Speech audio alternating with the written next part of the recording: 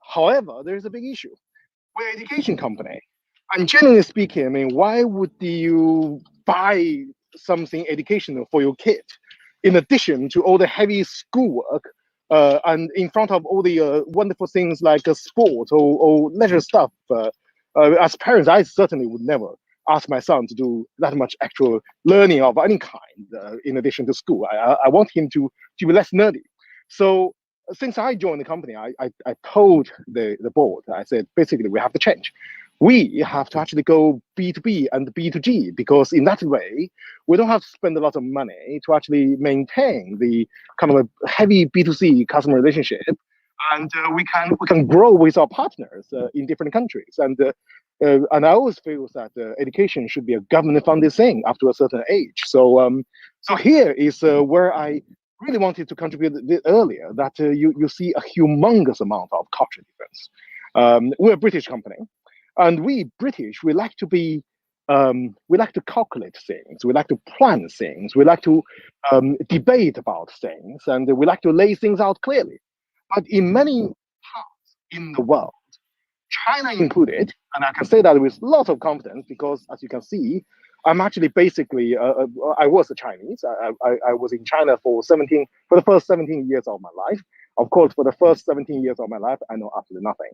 And then I spent the rest of the time in the UK. But in China, things are often, the most important thing would never be written out clearly. But in UK, we expect things to be planned, to be argued, to be reasoned. And this is probably the biggest culture shock that when British company want to move to the Eastern Bloc, I mean, you need to be less reasonable, and you need to be actually more totalitarian. You need to find out who are the kind of epicenter, who are the kind of like decision point, who are the big guys in various kind of like business communities or kind of like spheres of influence, and stay with those people. I mean, we like to be democratic. We like everybody to have a say, but in truth, in many parts of the world, it's not quite the case. And many would argue whether that really is the best system. So I think the one thing we must change if we are truly going to go global is that we got to actually be mindful and be observant and to be adaptive to the local culture and actually to find local experts and trust them. Don't kind of like empower our way over them. Don't tell them what to do, but actually learn what to do in that market if you want the business to serve its purpose. So I think that's super important. Not just in China. I mean, Korea is very similar. Japan is very similar. Many countries in Southeast Asia. Is it really transparent? Is it really going to be fair? I mean, is fair or democracy really the best system? I mean, we got to actually be. We're business people. I'm not here to talk about to debate about politics, but I think if you want to achieve the business objectives so that you can offer jobs to local people, you can introduce value to the local community, that degree of flexibility is absolutely essential. And I think that's actually quite missing from many boardrooms in this country. And what is really interesting that I also want to contribute is that, of course, I know so many people in the Eastern Bloc, and actually they want to go overseas. And when they want to go overseas, actually they find it impossible to actually truly embrace the kind of equality and the transparency and the kind of like the debate culture that we are very accustomed to here. So very interesting that the world is never going to be even kind of playing field. So if you can serve effortlessly between different cultures, you can create value. So and back to the answer earlier about Lucien. I mean, I think there are lots of you can add so much value by understanding the language and therefore understanding the culture, and you can understand other people from other culture. So that would create immense amount of value. So yes, it's great to join this room, and I love you guys. All right, I'm done now. Awesome stuff. Thank you, Kai. Much appreciated. So we're having a debate in the studio, which we're just going to like put our cards on the table and put it out to you guys. Do you need to be going global? Because we're talking this morning about like how you've done it or what benefits it had. But are you thinking that you actually need to go global, or are you now, because of the pandemic or for whatever reason, or because the increased sense of creating cultures with communities? Do you need to double down on your local area, or interested to get your take on this morning? Right. Sure. I think. Oh, sorry, Kai. No, I was chucking that out. I know, obviously, you've got an international business. Sorry, I was chucking it out to the general panel because obviously we've got your. He's got the dream life, that guy, hasn't he? I think business is business now. It's online. That's it. It's global by standard. There you go. Then that's that conversation. Thanks for tuning in, guys. See you later. And, see you tomorrow. Bye. No, it is, isn't it? I think it is by definition now, especially because of the pandemic. Stuff is. Is anyone here to disagree? I dare you to disagree. Can you ask the question again? No, we disagree with Paul. No. Life is life. La la la la la. That's a bit. I don't know where that came from. So it just came into my head. I don't always believe I'm right, by the way. Lucien said no one would disagree. I'm not like that. You have to meet me in person. Honestly, don't do it. I've met you. Because when he's wrong, he admits he's wrong, so it makes him right again. Paul, can you repeat the question? This is Anna. We didn't really have a question, Anna. We were just talking about do you need to be doing business internationally, or is now the time to be going doubling down on your local area? Is going global actually the goal of the attainment? Anyway, Georgia's flashing. Let's go to Georgia. What's your take on this? I imagine you've got clients around the world. Does that mean that do you see yourself as a global business now, or just because you've got international clients, you're still very much a UK business? What's your take, Georgia? Thanks, James. It's a really good topic, isn't it? Because I hadn't considered before this conversation. So I agree with. I think all businesses are global now. I think we're a global community, and it's nowhere near as big a deal as with doing business between the UK and someone in the States. And I've got clients who like to spend 2 months a year in India, and we don't have to interrupt their projects because of technology. So I think everybody's got that capability, but that's quite different to establishing a base presence in a particular country, and I imagine now you would do that if it goes back to you just mentioned community, James.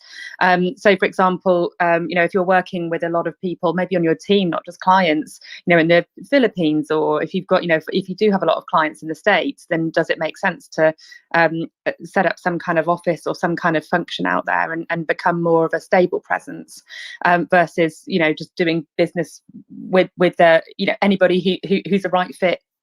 It doesn't really matter where they're based anymore. So I don't know, what do you guys think to that, Paul? What are your thoughts on kind of setting up an actual kind of office or registering in a country versus just doing business internationally online? That's a very good question. I would argue I done it that way back when I done it. There was no choice. It was like you had to have an office there. You had to have a presence. You had to have a local partner, because if you want to register an office and have an actual company that's trading in the country, most jurisdictions require you to have a director that's based in the local area or partnered with a local business. There's a lot of hoops to jump through when it comes to. There are free trade zones where you can go and register a company in a free area, but you're slightly restricted in what you can do. So they have that in the States, don't they? You have to be. Many countries do it. Yeah, many countries do it. I don't know if it. I don't know if it works in reverse here in the UK. So if you was overseas and wanted to open a UK office, if you have to do the same. But for instance, to go and trade freely in China, I don't know if it's different now. Kai might be able to tell you, but when I done it, which was 7 or 8 years ago, you had to have a local partner, like as a director of the company, effectively, and they had to have a certain percentage of shares. The same works in Dubai. It was the same in India. It was the same in those jurisdictions. So it becomes a lot more complicated. It becomes a completely different offering, Georgia, if you do it like that. If you want to open offices, what you can do, which is an easy route to do it, you can go to a company, like for instance Regus or one of the global office providers, and you can rent offices to have a base overseas. So that's what we done in that for our Hong Kong office. We didn't physically have a company set up and trade in there. We had an office that we registered to us back in the UK, and then we would pay for it in the UK, and the staff would visit that office. So there's many different ways to do it. I don't know if you need to do that now. Like we said, by default, even if you have a bricks and mortar business, a shop, for instance, I would say by default you're an international business because you can sell your products globally, very easily. So I don't actually know if you need to do that now, especially with VAs and outsourcers. I just think that's a very archaic and old-fashioned way to do it. And there's only certain industries I would say you probably need somebody local on the ground. For instance, if you wanted to sell a lot of your services to that particular market, and you would need people that understand the culture, or you would need somebody that understands the way that it works in that country, then I guess you would probably need to partner with somebody and need staff on the ground or need an office. But generally, I don't believe you need to do it now. I don't think you do. Thanks. It's an interesting one. Not yet, anyway. Can I just quickly jump in to give you a perspective of China? A lot of things are not written, but I can confidently share with everybody that what Chinese government want is to develop their economy and expertise in different sectors. They would always give huge amount of priority for the company who actually set up their shops in China and actually develop the local skills. So, for example, for things like education and lots of sectors, they want to sell to people, not necessarily offer the best product or service, but it's a part of Chinese ecosystem and it can grow in China. So I think I can share with you that to set up something there and also run something there is absolutely essential. But if you do it cleverly, the Chinese government will give you a lot of grant and support to essentially to pay off whatever you need to run that Chinese office for the first part of 2 years. So that's a quick share. Thank you. There you go then. So maybe you don't need to have an international office, but it might not be a bad idea. And if you need any expertise on getting some funding from the Chinese government, check out Kai. I mean, he's too busy. He's on the golf course every day. He won't reply to you, but you can at least send him a DM. Chance your arm. Why not? Who wanted to share? That was Anna, wasn't it? Yeah, go for it, Anna. Yeah. Hi, thank you. So if you're going to, for example, if you want to service the market in the UAE, because I was looking into it literally 2 years ago, right before the pandemic. And I was looking at it because I spent about 2 months in 2014 in the UAE. And as you know, I speak Arabic, which made it a lot easier. I speak 4.5 languages, so Arabic is one of them. And I know if you want to service the people in the UAE, it doesn't matter, even if it's international students, for example, if you want to do coaching, you need to have representation. And there are, as Paul said, free zones where you don't need to be sponsored by somebody like a local partner. You could do it in Sharjah, for example. So I think it's understanding the different regulations. For example, let's just take Lebanon for a second. It makes it so much easier if you involve the government, because without the government, it becomes very difficult to be able to get licenses, etc. So it depends on the country. I don't think being able now to go global via Zoom, etc. I don't think it changes your presence in those countries. It just changes how you have access to customers who can participate in your programs. But if you want to do things on the ground with a massive number of people, I think you would need to have a presence, and it's always more recommended. And I would go the route of Paul to collaborate with or look into offices or companies that provide you offices, and you don't have to pay an arm and a leg, and you can have VAs helping you and a local representative on the ground.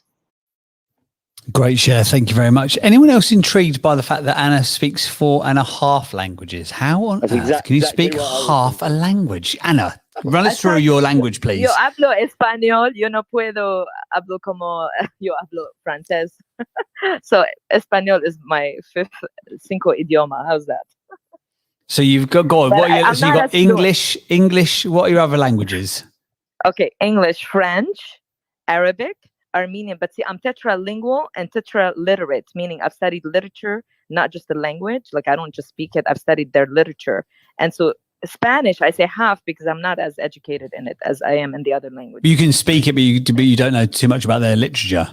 Yeah, and I mean, yeah, I can get by. I understand pretty much. That's a bit like Ashley with English. Yeah, that's very simple. She likes to eat the food. Anna likes to eat the Spanish food. Buenos dias, Anna. Buenos dias, gracias. Did you say underlay? Andale. Yeah, andale, yeah.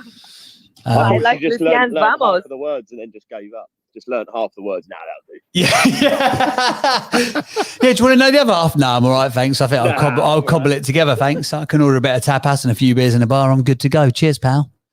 Awesome. I tell you what. Seriously though, we are very arrogant when it comes to languages, aren't we? As being English, you are especially. You are very arrogant. You could have just ended that sentence. We are arrogant. Stop. No, I go above and beyond to make sure I speak proper English. Yeah, No, of course you do. my daughter's studying 2 languages, and I've made a point of making it like you're going to do that basically. Yeah, we're very lazy.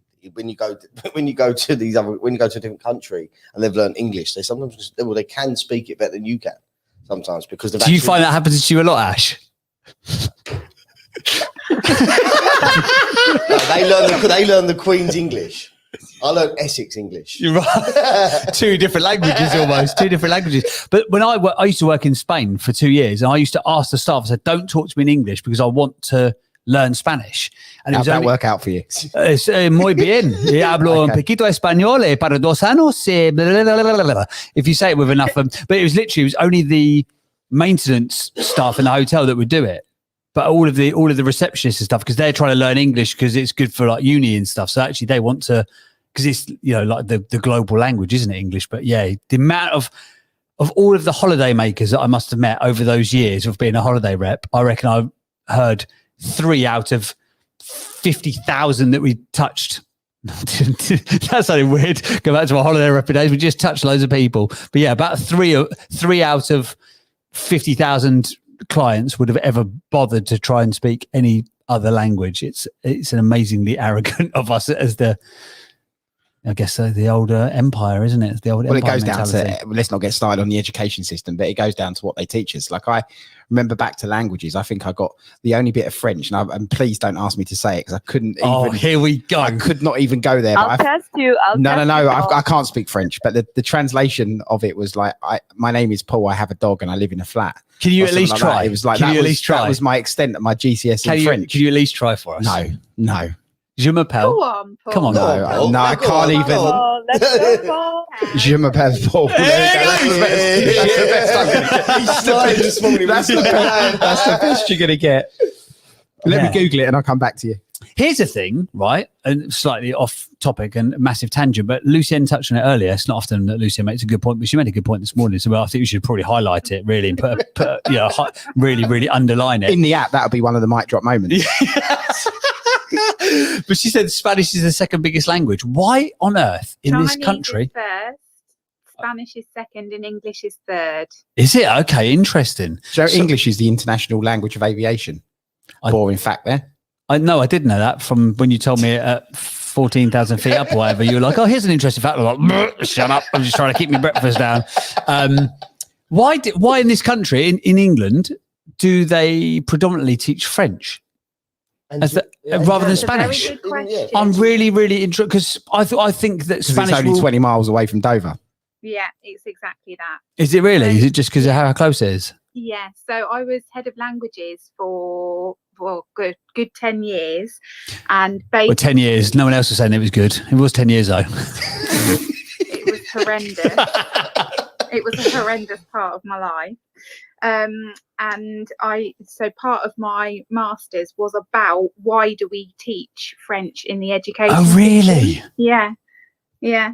Well, so was that actually, I didn't know this. So your teacher, were you a language teacher? That's what your job was? Yeah. Oh, right. Yeah. She came into the studio and told partner's us that. French, and he was one of my teachers in my team, and I had to declare that I was dating one of my staff. It was very, very exciting times. C'est bon. Yeah, c'est très bon. C'est très bon. Yeah, that's it. I went. Sorry, Lucy, go on. That's okay. I'm used to you talking over me, Paul. Especially on a Friday. Don't cross him today, for God's sake. Please, Lucy, we're sitting with him. C'est problème muy mal. No, we've got a long-standing rivalry with France, and it's the closest country to us. And the education system is so antiquated; it just stuck with the same old. But there are a lot of schools who now teach Spanish instead of French. Yeah, that makes more sense to me. I went to France. I've been to France many times, but I went. Here he goes again. Jesus. I went to France once, and I thought I'd made it in life. So I said in French, do you speak French? Well, you said in French? Yeah, do you speak French? Sorry, do you speak English? Sorry, I said, do you speak English? The counter I was buying a train ticket, and in perfect English, the lady behind the counter said to me, "You are in France, you speak French." Really? Yeah. Oh, I love I that. can imagine that. And that was like, I was like, okay then, give me a train ticket. s'il vous plaît, train ticket. I did a French exchange when I was 13 years old. I got sent off for 5 weeks out of the summer holidays at 13 years old to a family that did not speak English. It was quite a lonely It's a strange relationship we have as Brits with the French. It is, isn't it? And it's not, we don't want to go geopolitical in this room, but combative, I would say. Yeah, strange. Why do we speak French so much? There's no love lost, is there? Like one of the languages my daughter's been, well, they all get taught at school, don't they now? Yeah. It's like French as a standard like language, basically. There you go, Lucia. In your spare time, I know you're a busy lady, but in your spare time, I think you should be an advocate for making Spanish the default language. I tried. I did a lot of work on it, and no one really wants to change anything in the education system. So I left. But yeah, vote with your feet. Would you like to change to Spanish? No one. Okay, see you later. I'm off. Bye. I'm off. The ICF and my pals in California want me. Au revoir. Yeah, exactly. Where's Ashley gone? Ashley's voted with his feet. He's left the studio. I don't know. He's not adding a lot this morning anyway, is he? Won't be listening to the conversation. Is he taking his phone? Oh, no, he's even left his phone. He never leaves his phone. Or we could have some fun. Is it unlocked?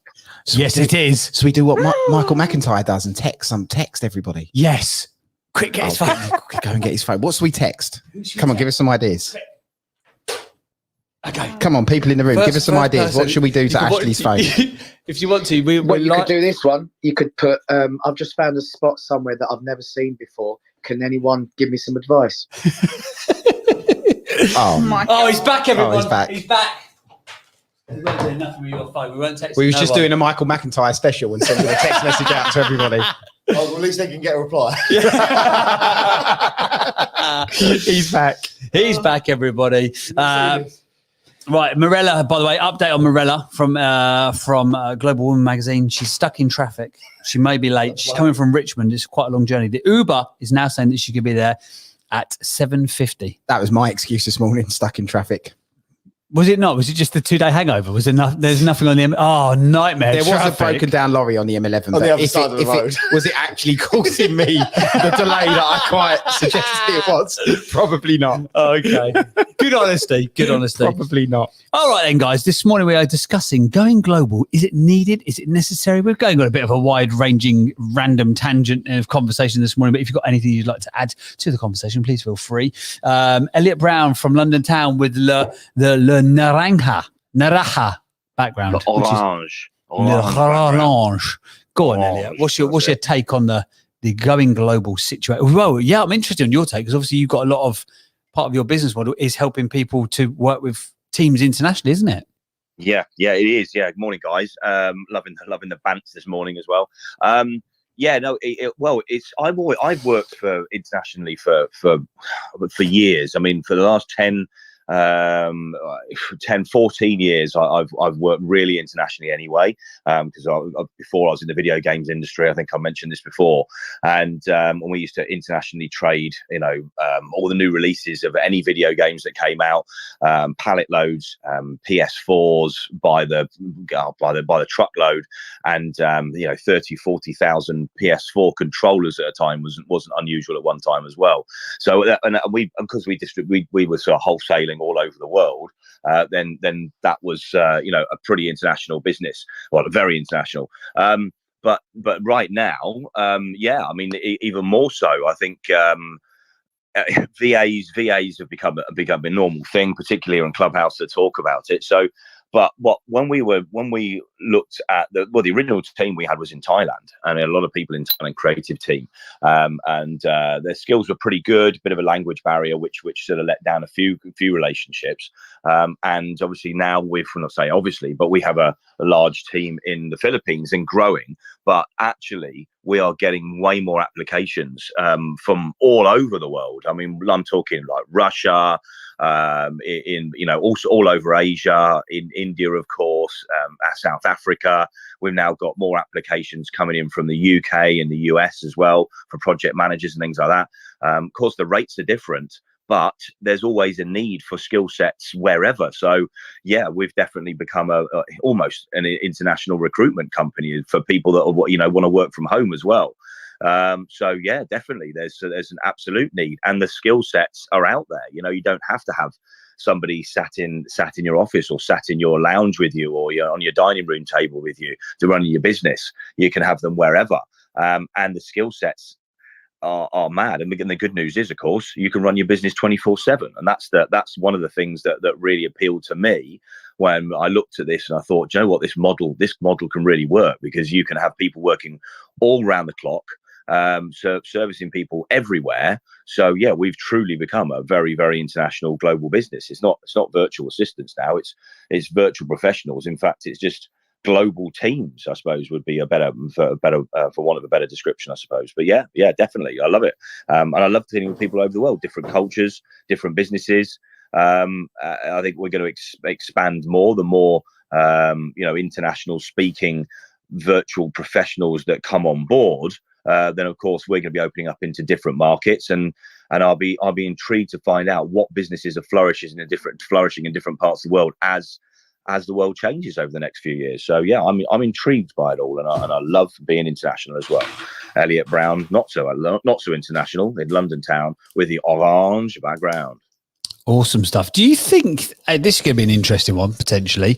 Do you think that moving forwards, what have you gone and got over there? Oh, Paul's got a load of paperwork. He looks very official, like he's from Ofcom. Sorry, guys, we'll have to shut down this broadcast. I'm afraid it goes against all of our regulations. I've got an employment contract. Working from the person I'm going to sack. Okay. I'm just working through my terms and conditions. Oh, he's in a real foul mood today, isn't he? I feel sorry for that kid. I feel sorry for that. You're going to do it live? No, I'm not going to do it live. Sacking. Let's do it. I was just sitting there, and it came to me that I need to read the term of his contract quickly before I send an email. So I just came to get the contract. There we go. I've got it in front of me. I was multitasking. It's an absolute subconscious power play. He's showing the paperwork to Shipman, and he's going, "Oi, you mess about with me, pal. I'm going to go get a blue folder. I mean, there's nothing in it. It's just a load of paper, but I'll get a blue folder out and you won't like it." You should have seen how it arrived with all these automation systems. Like, you just press the button. The robot's saying, "Hello, sir. Good morning. Here is your sacking paperwork for employee number 05996.3. King of the robots. Paul Abercrombie, everybody. He's not in the mood for it today, is he? Jesus. Don't look him in the eyes. Frosty. No, that's what I'm just saying. Stuck. I'm not even honouring you two with a comment. Well, honouring. But he's not honouring us, everybody. There you go. Well, we're honoured for that you're even here. Thank you for eventually turning up this morning. We appreciate it. Do you think then, mods and speakers, do you think that as part of your business, I think Elliot touched on an interesting point there, this sort of like the international professionals. Do you think moving forward, if you've got a business that would benefit from working around the clock, you would employ people in different time zones, just so there's that consistency? So like you could, you go to bed at night and then you get that work delivered back in the morning. Credit is flashing. That was a game changer for us. That was what gave us massive growth, like massive growth. Because the engine's running the whole time. Then. Yeah. Yeah, because you can deliver while you're asleep, can't you? And did you literally place offices? I guess it was because of like client need, but was there one where within reason? It was more based on skill set, because there's like in our industry, which was architecture and design, there was a skill set in China, there was a skill set already in Dubai a little bit, there was a skill set in India, like of teams of people that were used to outsourcing for the UK. So what for speciality stuff within it? Yeah, like qualified architects that were able to, what we believed they were able to deliver to a UK standard of design. Right. So that's why we geographically picked where we was. But the inevitable effect of that is that you could work basically around the clock. Is that a good thing?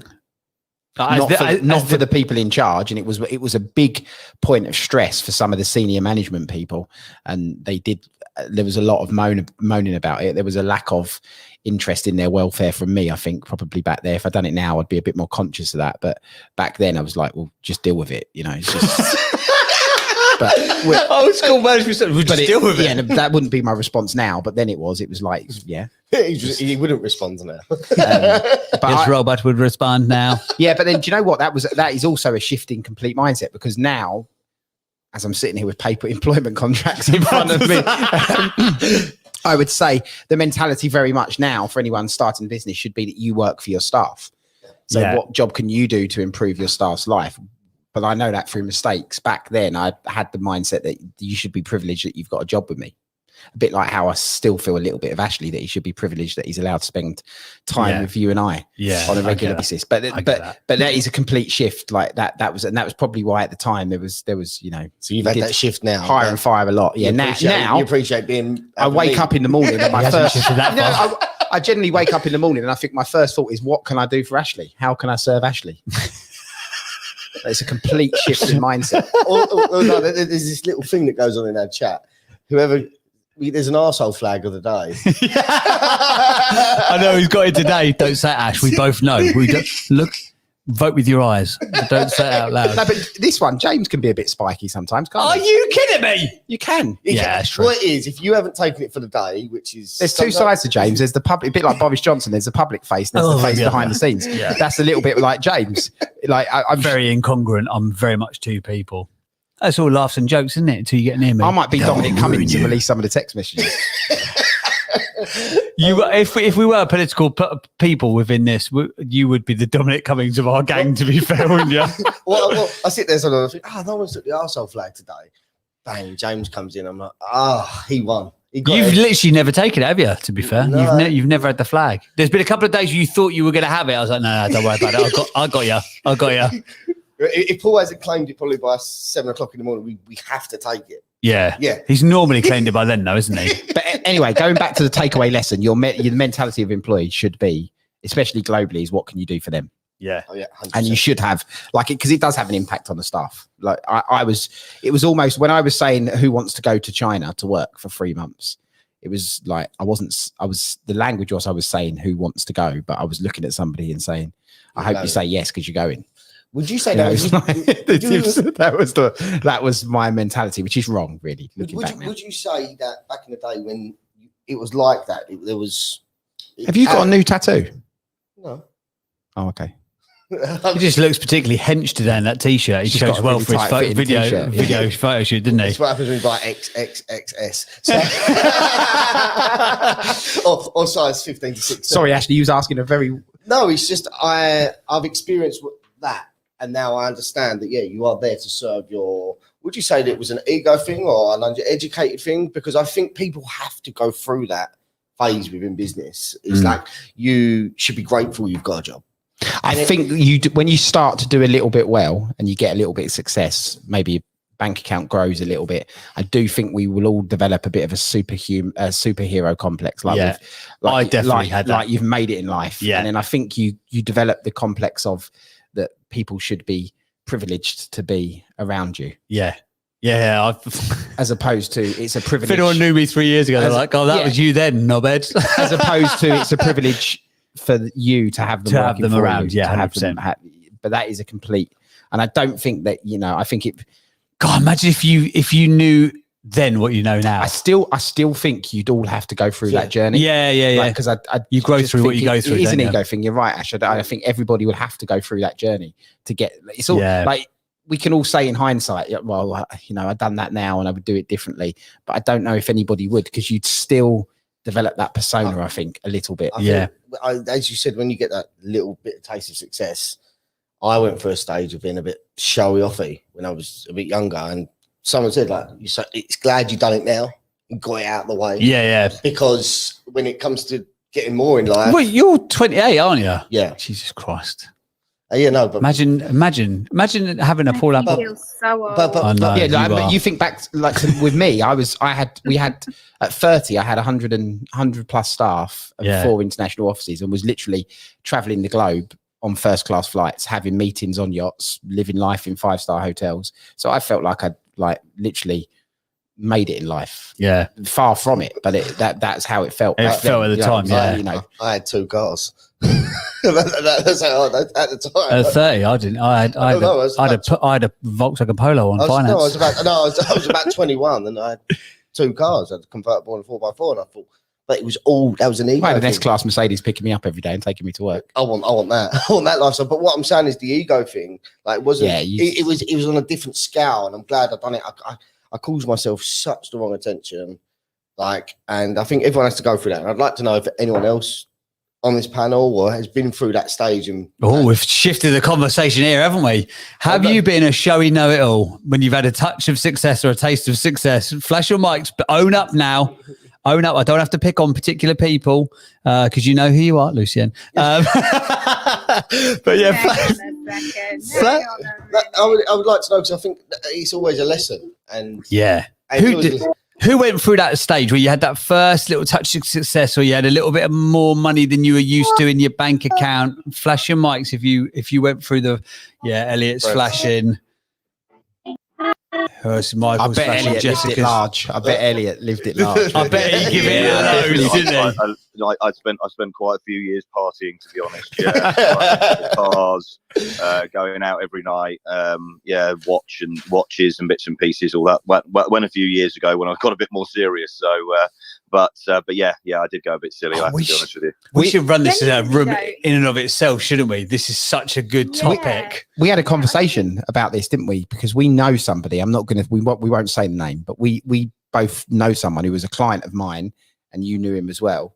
Who? Oh God, was one of the smartest people we both know, who developed had huge amounts of success at a young age, and then twice over. Yeah, and then just completely blew it all, and actually resulted in him passing away in Dubai. Very early, a few months ago. But okay, wow, it was but literally. Huge amounts of very sharp cookie, huge amounts of success, raised millions in finance, hundreds of millions, in finance from big institutions, was involved in property, done a hell of a lot of work, generated millions in revenue. He was actually a client of ours, and we done a fair bit of design work for him, and just got caught up in that party lifestyle. He believed, got out, did he? Yeah, but looking back, I can see how it happens, because he believed that the life was going and living life in a members club in Mayfair, like every day, breakfast, lunch and dinner. And I said to you that you can get caught up in that world, because there is a world where, you meet a client for breakfast, you meet a client for lunch, you meet a client for dinner, you're out to a nightclub afterwards, you get home at 3 a.m, you do it all again the next day. Well, you said that was your lifestyle for a bit, wasn't it? You go through it for I went through that for about 3 years. And this is the thing, right? So what Ash talk about, you have to go through it. You can't read that from a textbook. No. You can't read that from a textbook and go, well, that sounds fantastic. You got an S-Class Mercedes coming picking you up at 6 o'clock in the morning and driving you to a club and blah, blah, blah. And, you hear it from an outside perspective, and you might go, God, that sounds fantastic. International first-class flights and living in 5-star hotels. Fantastic. But you've shared here before, nearly broke your life shattered your life into pieces. But you can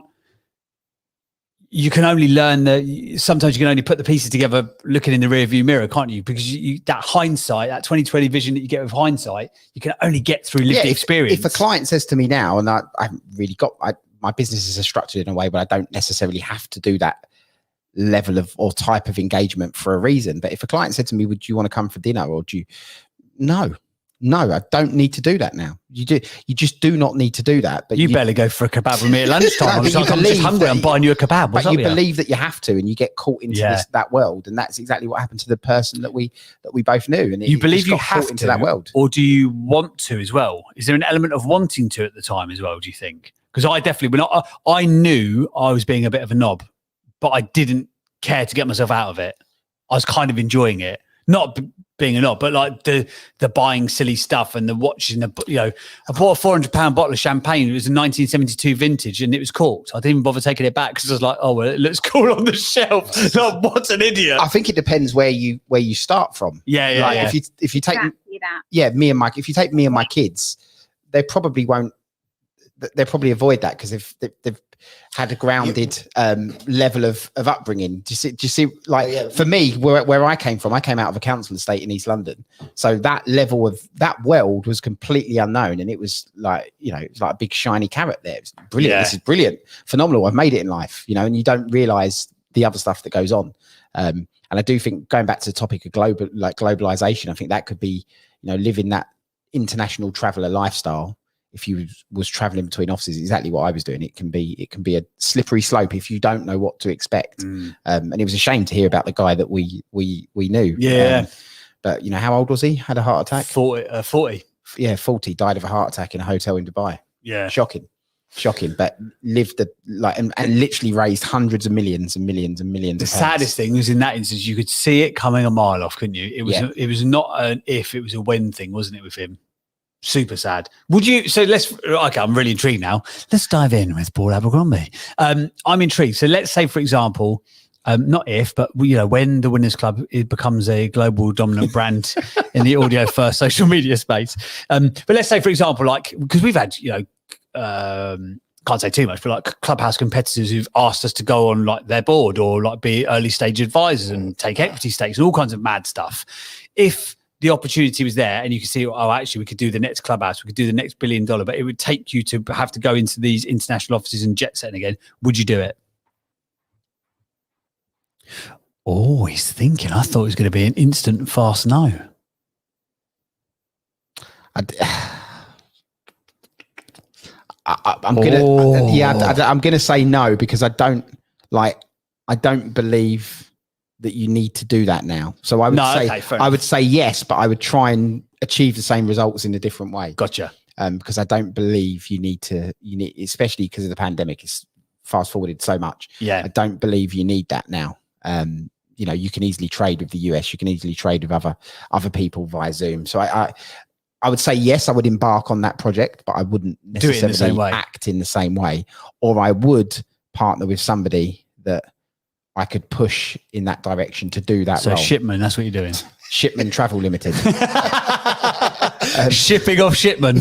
Join us next week for another channel. Like we all say, surround yourself with people with different skill sets. And I would safely say that that's not, although I could do it, could do it definitely. I would say I would find somebody to carry out that role for me and go and do it. Who is right? So if you need the international jet setter who's got the tenacity, etc., is that a young man's game? Yeah, I think every growing business needs a party animal inside of it. Yeah, I definitely do believe that. Or who's ours? None of us, are we? Not really. No, we're all boring. Well, Wednesday nights. Oh yeah, actually, yeah. Old party boy here. Magnum of Rose, you're saying a Wednesday. I do think it helps, especially like I'm talking about businesses that employ lots of staff and do it's different if you have an online business, but community building, it galvanizes staff. You do need somebody to do that. Yeah. You definitely we're gonna have to bring Beju in, aren't we? If we need a party animal, we're gonna have to bring in Beju. You up for it? What? As you all know, in corporate culture, it's the same. But when we had lots of staff, it would be a regular. We'd be out for drinks and functions, and we actually had somebody that worked for us. That they was basically the community manager of the office. So all they done was come up with novel ways of improving what we was doing in the office, which usually meant social engagements, basically. God, it's a different world now, isn't it? When I was younger in the city, they was in the marketing team, but technically they was paid to make sure that you was going out with the team, spending money. Like it was designed that way so that you went and it hooks you into that lifestyle, I guess. Yes. Yeah. And the thing is, when you're working with commissions and things like that, and you're spending money like it's going out of fashion, guess what you have to do for the next month and what it does for the company. 100%. It's almost like a positively framed vicious cycle, isn't it? That you have to keep selling because you keep spending. Yes. I think it goes back to one of the things we say in this room, surround yourself with people that you want to be like. And I think if I look back to me then, all of my clients had been divorced 3 times, were, had a trophy wife, were traveling around the world, didn't see their kids. That was their lifestyle. Yeah. So I was gravitating I was going on that path to go like that because I was taking my advice from those people that I surrounded myself around. Yeah. Now I would completely distance myself from anybody that I sat in front of that was that had lived that lifestyle, because it's not the type of person I'd want to surround myself with. Interesting. It's weird because you start seeing, as I say, like you said, surrounding yourself with them people. You start looking into people's values as well. And I think that when you see someone and that their life now is to party, to be out all the time, I don't want to surround myself with them people because I don't have much in common anymore. Mm. But the thing is, it's like, trust me, I've done a 5-year sprint. So I've had my fill, just condensed it. I've done a lifetime's worth of partying in half a decade. But it's easy for us to say that looking back. Yes. If you're in that situation now, it's more difficult because you'll believe that what you're doing now is exactly what you should be doing. Yeah. Yeah, because you can never. Yeah. Who knew that we were so wise? I was talking to Charlotte. And I was just saying, like, it's so much nicer that Do you know what I mean? I don't drink. And this was like when I stopped drinking about 2 years ago. Well, it's not like teetotal, but she was like, yeah, but you gave me 5 to 7 years of hell, so I'm still not recovered from that yet. And I was like, can we have a vote on the show? I'll be interesting to hear this. Who doesn't drink alcohol on a regular basis? So a flash of hands or a flash of mics and a raise of hands if we can. Hand raising's really, been turned off. really high percentage, that is. actually saying that Lucia was cocktail making. I see it the other day, so she can be the party animal. Virgin cocktails, virgin. If you can attest to that, thank you. That's a really interesting. So, out of those who flashed hands, who is teetotal? Who doesn't drink at all? Me, the bottom. Okay, yeah, it's quite a high number actually. That's really interesting. I'm going to do it for hand raise as well. So if you are if you don't drink regularly, stick your hands up because that's one of the things that actually. What's regular, James? Like define regular. like Matt needs to know where he fits himself. Like on your cornflakes in the morning. Yeah, if you're having vodka instead of milk, if you can get to midday without a drink. No, if you're like drinking like twice a week or something like that. What? That's regular or not regular? Matt, just I don't think you need to join in the vote here. I think we know the answer. Let's go for 1 alcoholic drink a week. There we go. If you have less than 1 alcoholic drink a week, raise your hand. Oh, yeah, quite a lot of people. It's interesting, isn't it? You don't drink, do you? I don't drink. No, I actually quite like the zero, alcohol-free beers. There's a few good ones. Of those, yeah. I just don't get that, to be honest. Like, sound like my wife. Have you ever tried one? Free? Have you ever tried one? No, to be honest, I haven't. They're nice. Yeah, they're nice. The Brewdog one's good. Yeah, but you know what? I think I when I was drinking, I probably caused a lot of stress for my family at home. I look at a bottle of beer sometimes. If I'm not, I reckon you're an absolute savage when you're drunk. Honestly. I would love to go and get smashed for shit. You imagine? He's like a Jack in the Box after he's had a coffee. That's the problem. I caused a lot of stress at home. So when I look at a bottle of beer, unless I'm in a good environment, wedding, good occasion, I'm not drinking because I look at it sometimes and Charlotte will look at it and go, yeah, no. Yeah. Do you know what? That's what it was for me.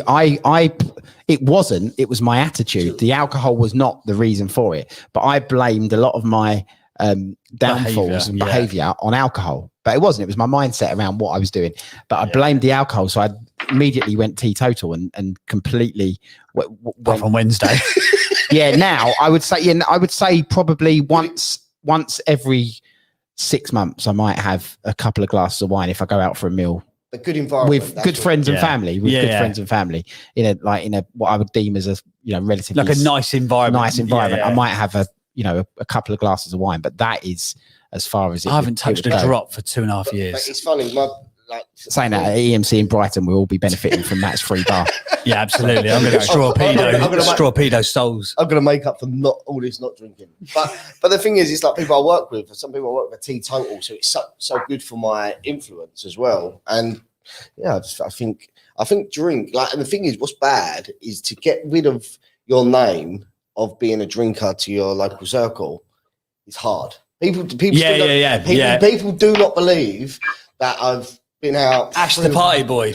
Yeah, because the thing is, as we were talking about egos and the way Elliot was, he was the way I was. It was just like, let's carry on the night. Let's go casino. Let's do this. Let's do that. And like an idiot, like an absolute idiot.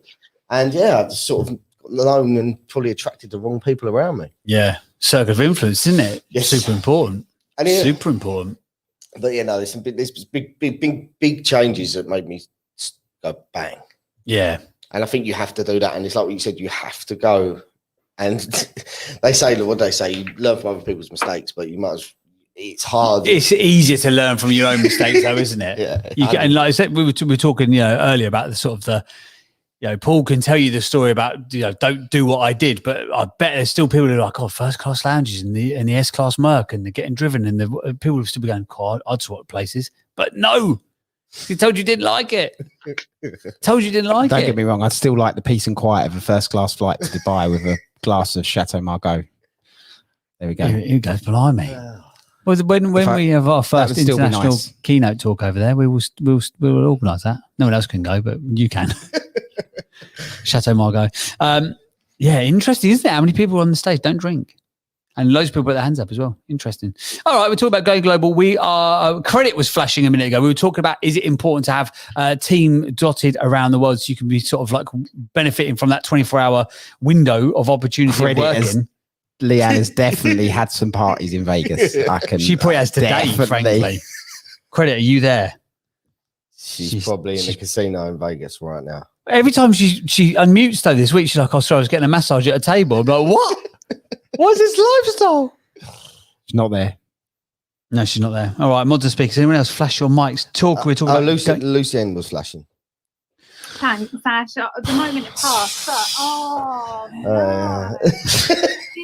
This room is so damaging for my reputation. Honestly, it's terrible. I don't know why I come every day. So I wanted to. The moment has passed, but I wanted to come back to what you were saying about the guy that you knew who basically ended up no longer here with us. There's a lot of people who win the lottery who end up taking their lives because they just don't know what that it just creates a lot of misery, and I think this thing about not knowing what to do with your money and it being a novelty. So if you've never had that much wealth before in your life, if you don't have examples of other people with that much wealth in their lives, and you don't have guidance and support in how to enjoy your life with that wealth, it can be a really dangerous thing. So for a lot of people where wealth is new money, that can be really bad unless you've got some great infrastructure in place and support and people around you who can help you with that. So I think that's a really important thing to be talking about, because new money, new wealth, it can cause a lot of issues, a lot of problems. So that was what I was going to say earlier on. Oh, we should do a room on that, shouldn't we? Managing your money. I think that'd be a really good room, wouldn't it? Managing your money. Yeah, because I think you have to be stupid to learn. I think you have to go through that phase of shit. Yeah. I was convinced before I'd ever made any money. I was convinced. I was like, yeah, but I just wouldn't make those mistakes. I hear all these idiots. I just wouldn't be one of those guys. I know. Fast forward, like 6 holidays 1 year, rinsing through cash like it's going out of fashion. Like somebody's trying to take it off me, so I might as well burn through it as fast as I can. What an idiot. I literally, sometimes I look back at the stuff I bought, I'm like, what an absolute tool. Yeah, but I think there's a difference. There's a difference between enjoying life with the people that you love. Yes. And then enjoying life because you feel like you're supposed to enjoy it. Yeah, and I definitely. Yeah. You probably shouldn't be around. Yeah. I now appreciate that now I'm older. Yeah. Is that if my family are having a good time, that it doesn't matter what it costs, but when you're just doing it for the sake of doing things and spending money, it's so for the perception of it, it's like yeah, I just think when you sit with the right people, with your family, it makes you happy, it makes you proud that they're enjoying themselves. Yeah, 100%. People who know, like, who I used to work with, like, it just goes to show at the time, and this is so interesting because your circle is so important. At the time, they were the people that I thought I needed to be around to push to the next level. But if I look back, actually, there was definitely a switchover point where it sort of like grew me to a certain point, and then it tipped me over the edge. Like I became like the best version of myself, and then I just became something that I wasn't. And literally, we used to go to this stupid it's independent wine shop in a little town in Great Dunmow in Essex. Nice little town. They've got an independent wine shop there. It's fantastic. Old boy knows everything about every bottle that's in there. And I used to literally buy stuff in there because my business partners were, because they were buying it through the business. That's how naive they were to business. They're like, oh, let's just get it on the company card. I didn't even want to buy anything, but I was like, well, I'm not going to miss out. If you lot are having it, I'm having it. What, like, I should have, instead of like buying, as I say, that I bought a 1972 bottle of Dom Perignon or something like that, and it was corked. It was awful. It was absolutely terrible. And I was like, instead of taking it back, I was like, oh, it'll look good on the shelf. What? A £400 bottle will look good on the shelf? Like, it don't make any sense to me now. And then, like I say, like, if you're with your family and having a nice time, you think, actually, you know, 400 quid, that's a weekend at bloody Thomas the Tank Engine land. Well, it's probably half a weekend. It's well expensive. But you would rather that. That's the thing. Yeah. Now you would rather that. Yeah. But maybe, like I say, maybe you have to go through it because what you go through, and all that kind of nonsense. Yeah, no, it's when I first got my flat, I had champagne bottles sitting all on, not unopened, but as part of the deco. Like, it was part of it. It was like I had all the colours of Ace of Spades just sitting in the corner of my flat, like but it was like this. I don't know why. I just is that you do stuff you don't know why? Yeah, but that goes back to the whole. It's an even deeper conversation about the sort of the Instagram generation and the fact that you're trying to live up to other people. Yeah, on social media. But I see people now, and I go, I know what stage of life you're in. Yeah. I know where you are in life. But you couldn't tell them in that moment because you wouldn't have listened to that moment. I wouldn't have listened to that moment. I mean, I had mates like, "What are you doing here?" I'm like, "Don't worry about me. I'm just balling out." when someone gets a bit boaty and like a bit flashy, I think like I know where you are on your journey. Yeah, because I've been there. Yeah, and then when someone's been boaty and gone a bit quiet, I know exactly where they're going. Yeah. Like, I've been through them cycles. Yeah. What language is boaty? It's French Canadian. Boaty, that is full on Essex. Okay, flashy. Is that the right? Yeah. Extravagant. This is what. We should be my translators, even though I speak Essex. There you go. No, I do think there's a phase as well where you feel like you need to live up to others. You need to give that perception of. Do you have to have this phase? Do you reckon? Do you have to have it in debate? Yeah, I really think you do, because when you come away and you're in a situation of like I'm in competition with myself now. I need to make sure I'm doing better every day. And you become so. This goes back to the argument of you need to make the mistakes to get anywhere. I think you do. You do need. There's no such thing as mistakes. There's only learning. You can't buy the experience. I had a good friend of mine who was my first ever mentor, and we actually was doing. He was a client, and then he, not a paid mentor, but I would consider him a mentor. I'd learned a lot from him, and he guy from he here. Taught me a lot. No, not the guy from here. No, a different one. And although we're all friends actually. To be fair. Okay, good circle of influence. But we're all friends because I galvanized us all as friends. We do some hobbies together and stuff. But we'd go out for a drink. What hobbies? Say the hobby. Yeah, go on. Carry on. We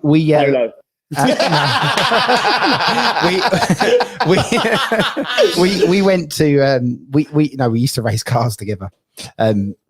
We went to we'd go out and he would disappear. He'd just vanish.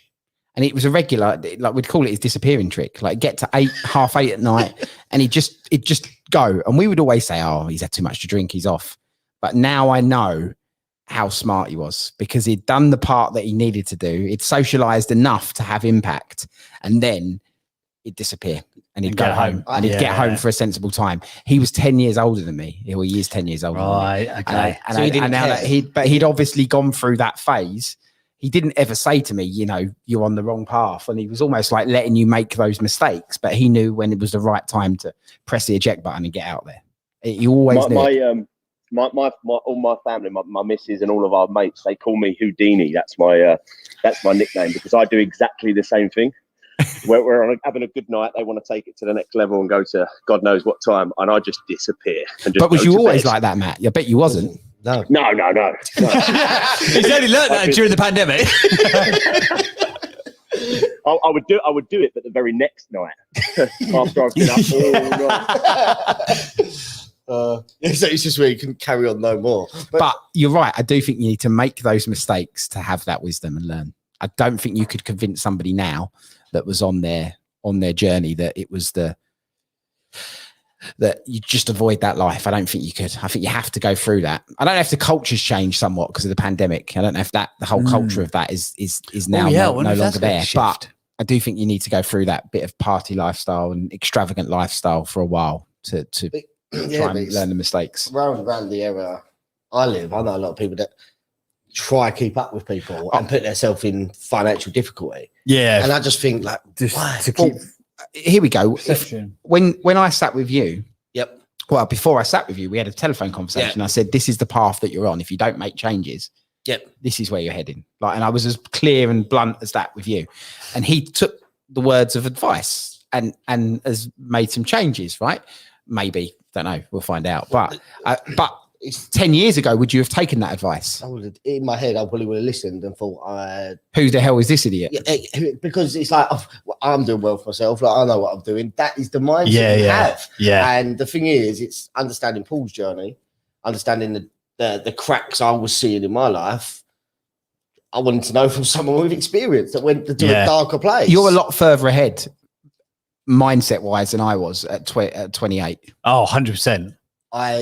This all started because having my brother's ID. When he was, I don't want to go too far into this, but I was hanging around with people 5 years older than me. Yeah. That's what happened. And then naturally, If somebody had told me at 28, you're on this path, and if you don't make changes and do this, it's going to end in a bad way for you. I wouldn't have listened. Nah. I would have gone, don't you know who I am? Yeah. But I done that between the ages of 21 and 25. You probably wouldn't have wanted to know me at that age. I was an arrogant idiot. Like, I was. I think that's... That's over now, is it? That's finished, that stage. just to clarify. just to double check. Yeah. That's over. Well, anyway, for the last hour and a half, we've just completely waffled. I hope you've benefited to some of the conversation. We were just playing for time because we had a guest who was supposed to be in, and she got stuck in an Uber for the last 2.5 hours. But I think she's here now. Let's reset the room quickly, and then we'll come back after this, shall we? You are listening to exclusive content direct from the Winners Club. If you are enjoying the conversation, click on the green Monopoly house at the top of the screen right now and join the thousands of winners already in our community. For more information about the Winners Club and how to become part of our growing community, head to thewinnersclub.club. Now back to the show. Awesome stuff. Well, yeah, what a far-ranging debate this morning. Then we were going to be talking about going global shortly. We've got Mirella Sula from Global Magazine, the Global Magazine family and the Global brand, who we're going to be talking to very, very shortly. She's fresh out of an Uber. 2 hours from Richmond all the way around to North London. That is like going global, coming from Richmond to Ilford. That is the global journey in itself. That is, the conversation has been a bit far-ranging, but I'm interested to get before we bring Mirella on. I'm interested to get the take of the mods and speakers. Do you think we've obviously given an opinion here based on previous experience, but do you think that you need to? Ashley's just trying to sort out some stuff here. What are you trying to do? Some live admin. Yeah, I guess the drink. Oh, okay. There's some bottles of water in the fridge. I'm surprised you haven't got an assistant for that. She's on sick leave because of stress. But do you think there's an automated? Yeah, there is a robot, but the robot didn't get charged last night, and Paul's furious about it. I'm really intrigued. Mods and speakers, flash your minds. Do you think that you have to go through that really horrible, sticky phase of learning hard lessons and being a bit showy? If you've had any like a level of success, do you think that? Did you go through that phase first and foremost? If you've had a level of success, did you go through that slightly showy offy phase? Flash your mics if you did. I tell you what's really interesting as well.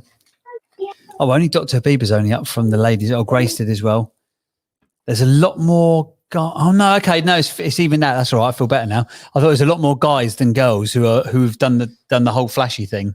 But James, sorry, can I just say it's not that I wanted to show off to the people. It's more just that I wanted nice things because I thought that would give me fulfillment until I got bored of it.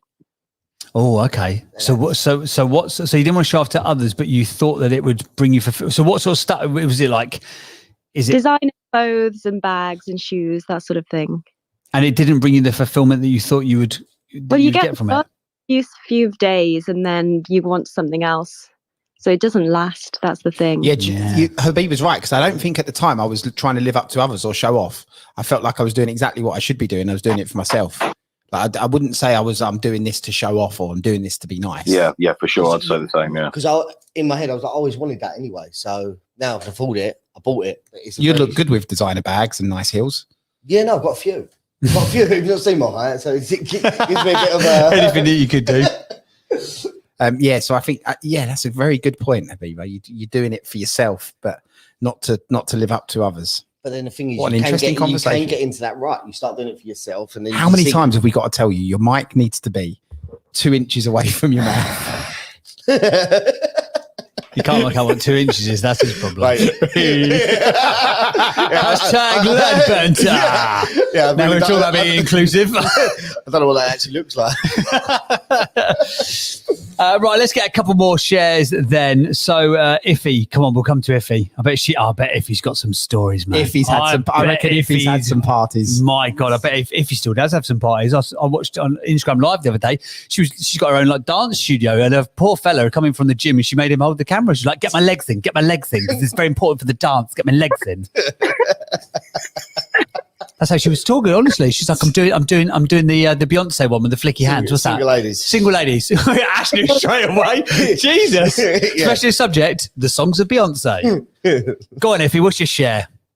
That was just for fun. Oh my gosh, yeah. But no, I'd say no. Actually, I was just going to share something where I had to show off for business.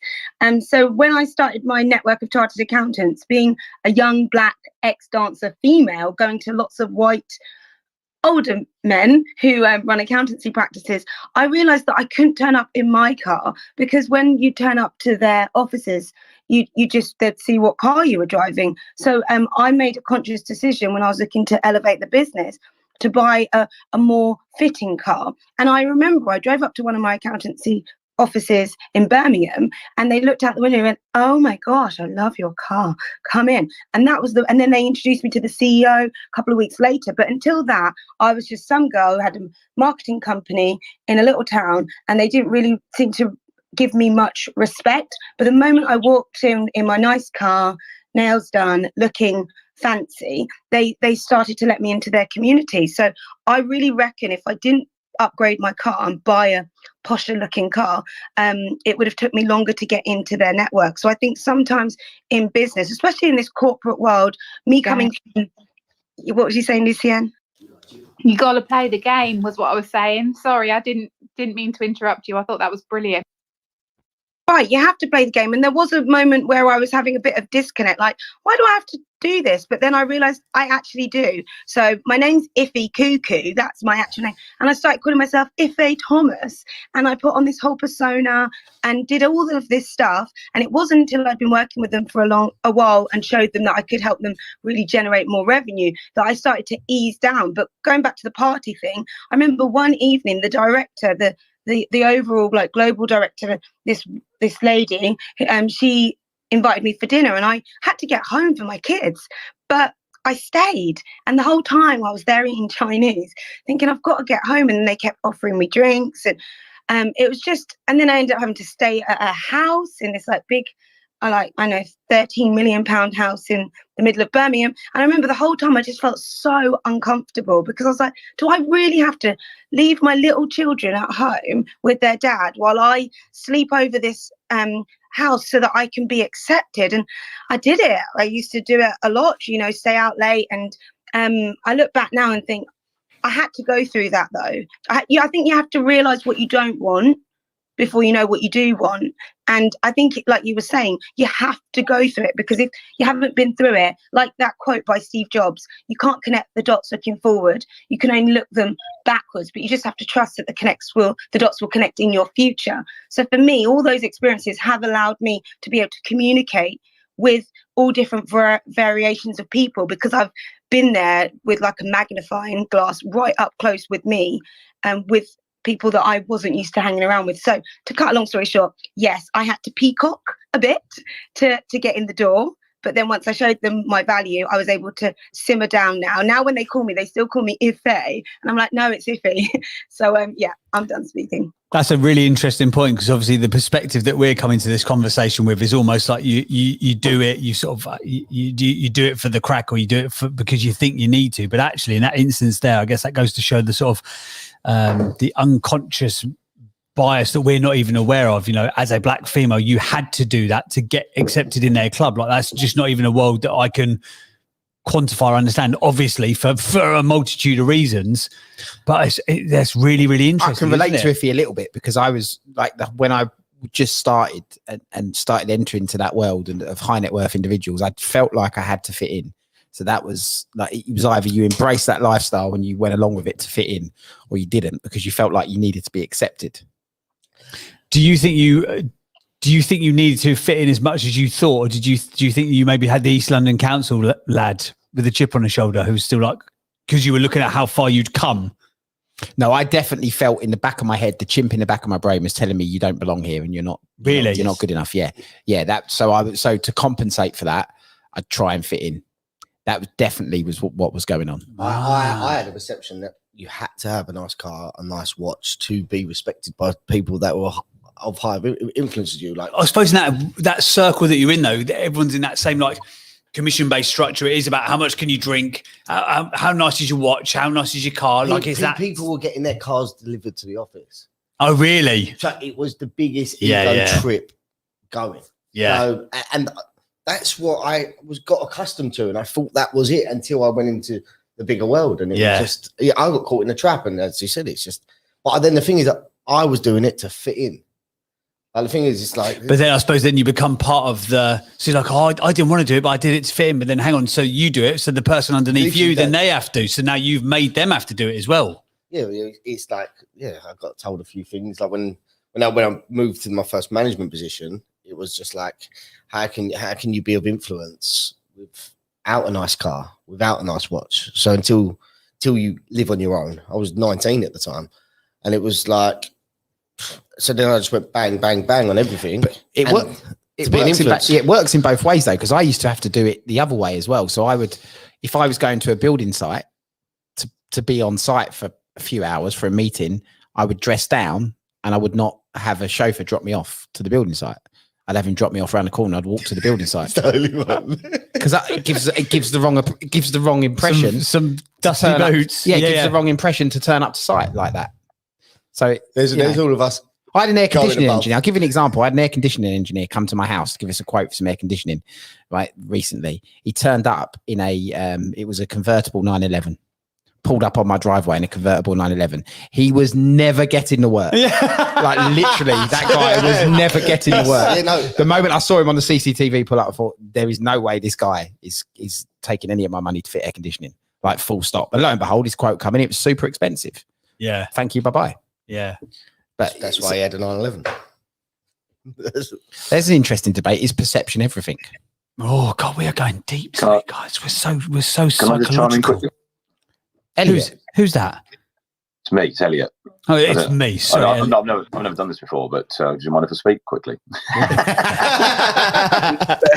but do you know the perception is that, and if I go back to when I was doing like post room equipment, so like capital equipment sales in essence, franking machines, things like that. The second year, I actually smashed the first year I was with the company. We're going back like 15 odd years ago, quite a long time ago now, but. Then in that second year, I was really conscious then. So I went and bought the brand new BMW 330 diesel sport, and it was the top of the range car I could get with the allowance. The 330, they were so good, weren't they? Yeah, mate. And also, I was black, the yellow Napa leather interior. Oh, you didn't! I did. You legend! I couldn't get insured. I had to get a 2 litre. So I got that, but when I went to certain meetings, if I was going to like Minolta or a big company in Milton Keynes, it wasn't too bad. But certain clients, smaller businesses, I would literally leave the car around the corner and do that, and because you didn't want to look like you were doing too well. But obviously, when you're going into the bigger companies and they're like multi site accounts, so you've got lots of different businesses that you're the same company, but in an area it's okay to do that because you're the account manager as opposed to being a salesperson. So I suppose that was the perception was definitely different then. But yeah, definitely have to have part around the corner before exactly the same, Paul. Perception is everything, isn't it? Like my wife is, she needs to fit in. So like the perception on my street is that I'm a drug dealer. That is for sure. I've actually been told that on more than one occasion by people. I'm not, by the way, but like they generally stop DMing me. You can't get you any good stuff. Like because the people that live on my street work for other people, so they go to work and they're probably like lawyers, solicitors, accountants. We've got a surgeon that I know, and so they do well for themselves, but they can't perceive the world of working for yourself and having the freedom or doing your own thing. So straight away, the perception is, well, you've got a relatively nice house, you've got a nice car, you're a drug dealer. Well, yeah, I got called dodgy. Like, he was like, well, I can see why that is. Like, if I'm how being honest. wrong of them? No. But how dare they? But that's the same thing. Like, you must be up to something. And I'm like, I go to work. I now work for myself, and I actually work hard. So, like, don't like that's as you're saying. You're getting perceived as a drug dealer down your road because their minds can't work out, can't conceive what people don't understand, can they? What do they say? Possession is 2/10 of the law. Is that the saying? Possession is 9/10. 9/10 of the law. Perception is 9/10 of reality. Yeah. 100%. There we go. I'm lost. At least he's being honest. All right. Well, anyway, what a debate we've had this morning. Wow, we have gone around the houses and back again, haven't we? But I think we've gone from global to sorting out Ashley Shipman's previous young life perception of himself. I can't believe you're only 28. Oh, no. Can you imagine knowing what he's gonna be lethal? Having that kind of a mindset at 28. And having Paul teaching me how to be an arsehole. He's going to be Absolute win. He's going to run the world. But imagine a world where Ashley Shipman is the king of the entire world. That is a world. Lovely. And do you know what as well? Just before we move on, I never used to be like this. I used to put on a front. I used to but then what was the catalyst you changing now? I'm really intrigued. You've done it quite young. You started out quite young, and you were in, but you were right in that cycle and circle. Was it relationship damage at home that caused relationship damage? People talking behind my back. Who do you think you are? Like trying to knock me off my pedestal, and I didn't know how to take that criticism. And these were my so-called friends at the time. And, oh, really? And I would walk into the pub. Oh, look who's here. Look who thinks he's. Oh, what, you got a new car? Look at you. Stop being a show off. And at that time, to be honest, that actually affected me really bad. And then all of a sudden, I went reverse. I think relationship trauma is the one that does it for most people. Yes, that's the point. Like that's the junction in your life where you either change and realize that you're the problem and your behavior is the problem, or you come out of that with the attitude that everybody else is the problem, and then you move on, breaking that relationship and damaging those relationships. Everyone else was the problem. Yeah, for about 5 years. Everyone else. Yeah. I need to have a drink because I work so hard. I need to be doing this because I work so hard. I'm treating myself because I work so hard. And there's probably underlying things where I was probably doing it for the wrong reason. If my wife was accepting of my behavior back then and just went with it and lived with it and just was just went with it, I'd probably have 500 employees, offices all over the place, still be living the same life, still be traveling, still be doing what I was doing. I'd probably still be doing that because there was no one to give me that check and balance. She was the check and balance. Yeah. And you'd probably be a walking heart attack who's actually really deeply unhappy. I'd probably end up like our friend. Yeah. I was just thinking that we've just spoke about. No doubt. Because we was in the same circle. We were eating lunch together at the same places. Yeah. We were raising funds from the same people. We were in that same world. So it was definitely would have, the shame gone that way. Yeah. And actually he's a prime example. He had relationship damage. Like he damaged his relationship. Yeah. And his answer to that was just divorce and move on. Yeah. And forget about it. Leave the collateral damage behind and just move on from that and go on to the next young girlfriend that he found. And that was how he lived his life, wasn't it? That was like the way it went on. But before I got to interview, when talking to you about my relationships, a lot of people have told me previously, and I literally just brushed it under the table. And it was like, she's the what do they call it? She makes sure the house is running, I'm running, everything. Like if I did carried on the way I was, and it wasn't so I stopped drink, but then turned it into working. So it wasn't that she was benefiting because I was still absent in one way or another. It's a very wise place to be if you realize that the most important relationship you've got is the ones at home. If you can manage those and get those right and look after those, the rest of the stuff falls into place usually. But you need to recognize that, because you don't realize that if you've got really troubled time at home, and then you're still trying to do what we do and still trying to build businesses and still trying to go about that sort of entrepreneurial journey, your decision making will be impaired by the fact that you've got trauma or damaged relationships at home. But at 4 this morning, she's going, "Have you got everything before you leave?" Because she knew I had to take extra bits today. And that is that. Mine told me to close the bathroom door because I was making too much noise in the shower. But cheers. But the thing is, it's like I act like a saint and I talk like a saint. I can tell you something now. It's not been that way. And the last conversation I had with Paul, he basically verbally slapped me around. That's exactly what happened. And no, but it was. I walked away and I don't think I spoke the whole night for a while. My advice was look after your relationship. Ashley's solution was take her down to Southend Seafront for fish and chips. Not bad going though, is it? Well, no, actually, Actually, I asked her, what do you want to do? I said, what do you want to do? Do you want to book a holiday? Do you want to go out for a nice dinner? She said, no, I just want to spend some time with you. I was generally, when he told me that, when we had that conversation, and then I phoned him the following week and I was like, oh, what are you up to? He said, oh, no, I've implemented. Like, he's good at implementing it straight away. And I think that's key. If you take knowledge and wisdom from anybody, the key is the implementation. You've got to go away and implement. Yeah, 100%. And having that example, what you're good at is you've been very good at the things that you've been told. You've implemented straight away like that. Like within a week of having that conversation, he'd earmarked a day a week that was his relationship day. He was going to take time. He's going to, I'm now expanding put that effort in. And when I phoned him and he said, oh, I've got to go. I'm out with Charlotte, blah, blah, blah. Do you know, I could have cried. I thought, do you know what? Good for you. Yeah. Really good for you. Because it's like the implementation is the key. Yeah. But then it's like the other day, I just said, like, we was right in conversation. I said, right, look, I'm with my family, guys. And you was like, well, stop replying to the messages then. But and the thing is, it's not that. I've now made it habit, even though it's not fully implemented now. I have a day for my daughter, which is a Tuesday. So like we went to funfair rides. Next week we're going to go swimming. But it's not. I always thought shower with expensive nights out, but it was not that. Yeah. And it's literally it was. They want your time. People want your time more than anything. And you your probably attention. notice with me. That's it. I won't. There's gaps when I don't reply to WhatsApp messages. Yeah, every weekend. Yeah, no, but that is a conscious effort. It's a conscious effort to do that. So after when we leave the studio, we speak to Paul Monday morning. No, I still have. Like I was away at the weekend. And I didn't reply a lot to stuff. Yeah. In gaps that I did. And you do it in the evenings. You can tell when your family's gone to bed because then you're like militant. About 11 o'clock, you wake up and like, oh, they've all gone to bed now.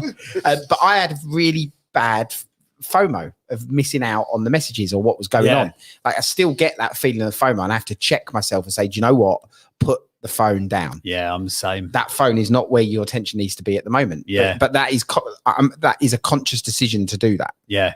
And I think actually this is we've definitely gone down a rabbit hole and we will be turning the conversation around in a minute. But I think that actually any level of perceived success that you get outside, if you put the key in the front door and that doesn't fill you with joy, your shit's broken. Is that simple? Is that simple? My kids will say to me, my son will say to me, Dad, can you come and play FIFA on the Xbox? Now, I found myself falling into a trap of sitting down to play FIFA with him, but getting my phone out, thinking that just because I was next to him, because you're physically there, proximity was, and that wasn't like that wasn't what he wanted. He wanted my engagement and I had to physically check myself and said, you know what? Stop it, put the phone away. So if I come in my house, generally I'll put my phone down in one place and walk away from it. That's what I do. Leave it, put it down, walk away, leave it. And that's why you'll notice those gaps in communication. Well, maybe I need to have another chat with you then, Paul. You are on your phone all the time. Yeah. And this is what Charlotte said. It's negative or positive, you go full throttle. Yeah. Do you go to bed with your phone next to you? Yeah. I am full throttle. There's power in leaving the phone outside the bedroom as well, by the way. Yeah, 100%. Like all night, put it on charge somewhere else. Yeah. No, that's my next conversation. You're fucked if you use your iPhone as your alarm, by the way. As so many of us do, but there's power in that. Yeah, 100%. What a conversation. Wow. Or James, can I just ask one question quickly? No. Oh, go on then. Okay. We're inclusive here. Iffy, when you start getting banter against you, it means you're part of the family, by the way. So there we go. It's like a badge of honor. Well, what you just mentioned something and I didn't really hear it because I want to make it and post it because it's a great quote. The thing about when you put the key in the door, can you just say that again just so I can hear it, please? That was you. I can't even remember what I said. If it doesn't fill you with joy when you put the key in the door. Yeah, your shit's broken. If when you get home and you put your key in the front door, it doesn't fill you with joy, your shit's broken. That's brilliant. That is absolutely brilliant. That could be like, that's gonna be my legacy, isn't it? Everyone, no one use that. Copyright James Burt. I'm watching you, Iffy Thomas. Iffy Coco. Don't come in here trying to be Iffy Thomas. I got your card, Mark, pal. Don't worry about that. Right then, we're going to shift up the conversation now. Let's quickly reset the room. You are listening to exclusive content direct from the Winners Club. If you are enjoying the conversation, click on the green Monopoly house at the top of the screen right now and join the thousands of winners already in our community. For more information about the Winners Club and how to become part of our growing community, head to thewinnersclub.club. Now back to the show. Right, we are finally at the point of the show that we were supposed to be at the point of the show about an hour ago, but we've got the one and only, ladies and gentlemen, boys and girls, get excited. The one and only Mirella Sula is in the studio, everybody. She's made it all the way from Richmond in an Uber, which has cost her 75 quid. But she's here now. So we've started the room this morning all about going global because of the brands that you've built, and then you didn't turn up for 90 minutes. And we're like, we're gonna have to cobble this together, lads. Quick, talk about something else. And then we were like, do you know what? Let's just talk about how shit we were when we were trying to be successful for 90 minutes. That kill a bit of time. It seemed to work, didn't it? But tell us, because you're in this room regularly. You're a regular contributor to our gang and our conversations. But who is Mirella Sula? Well, good morning, everybody. I have been enjoying your conversation. It's amazing. I'm glad you have. I love the environment that you have created here. It's very beautiful. I suggest everybody come and stay in the queue to get in this studio with these guys. Thank you so much for having me. And I apologize for being late. You're all right. It was completely out of my Paul was as well. I'm not going to come with excuses. I was now, late. but, I was late this morning. Don't worry. Look, this is my life. Especially in the last, let's say, 6-7 years, my life has been always running. And probably it's very relevant if I tell you a story. I had a driver when I was living in the other part of the London, and that was a private driver for all the neighbors. He was retired.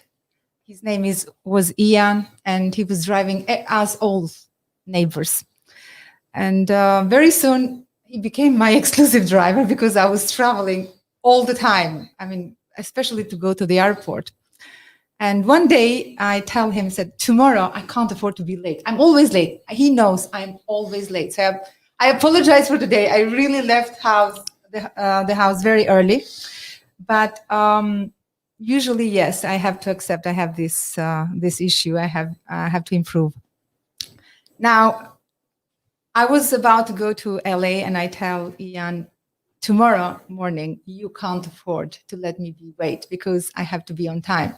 So I was running. I remember I was running, get all my luggages, everything packed and go to the car. And he said, oh my God, you're always like sweating, running. It's early in the morning. And let's jump to the car. So one moment as he was driving, he asked me, can I ask you a question? I said, yes. Why you're always running?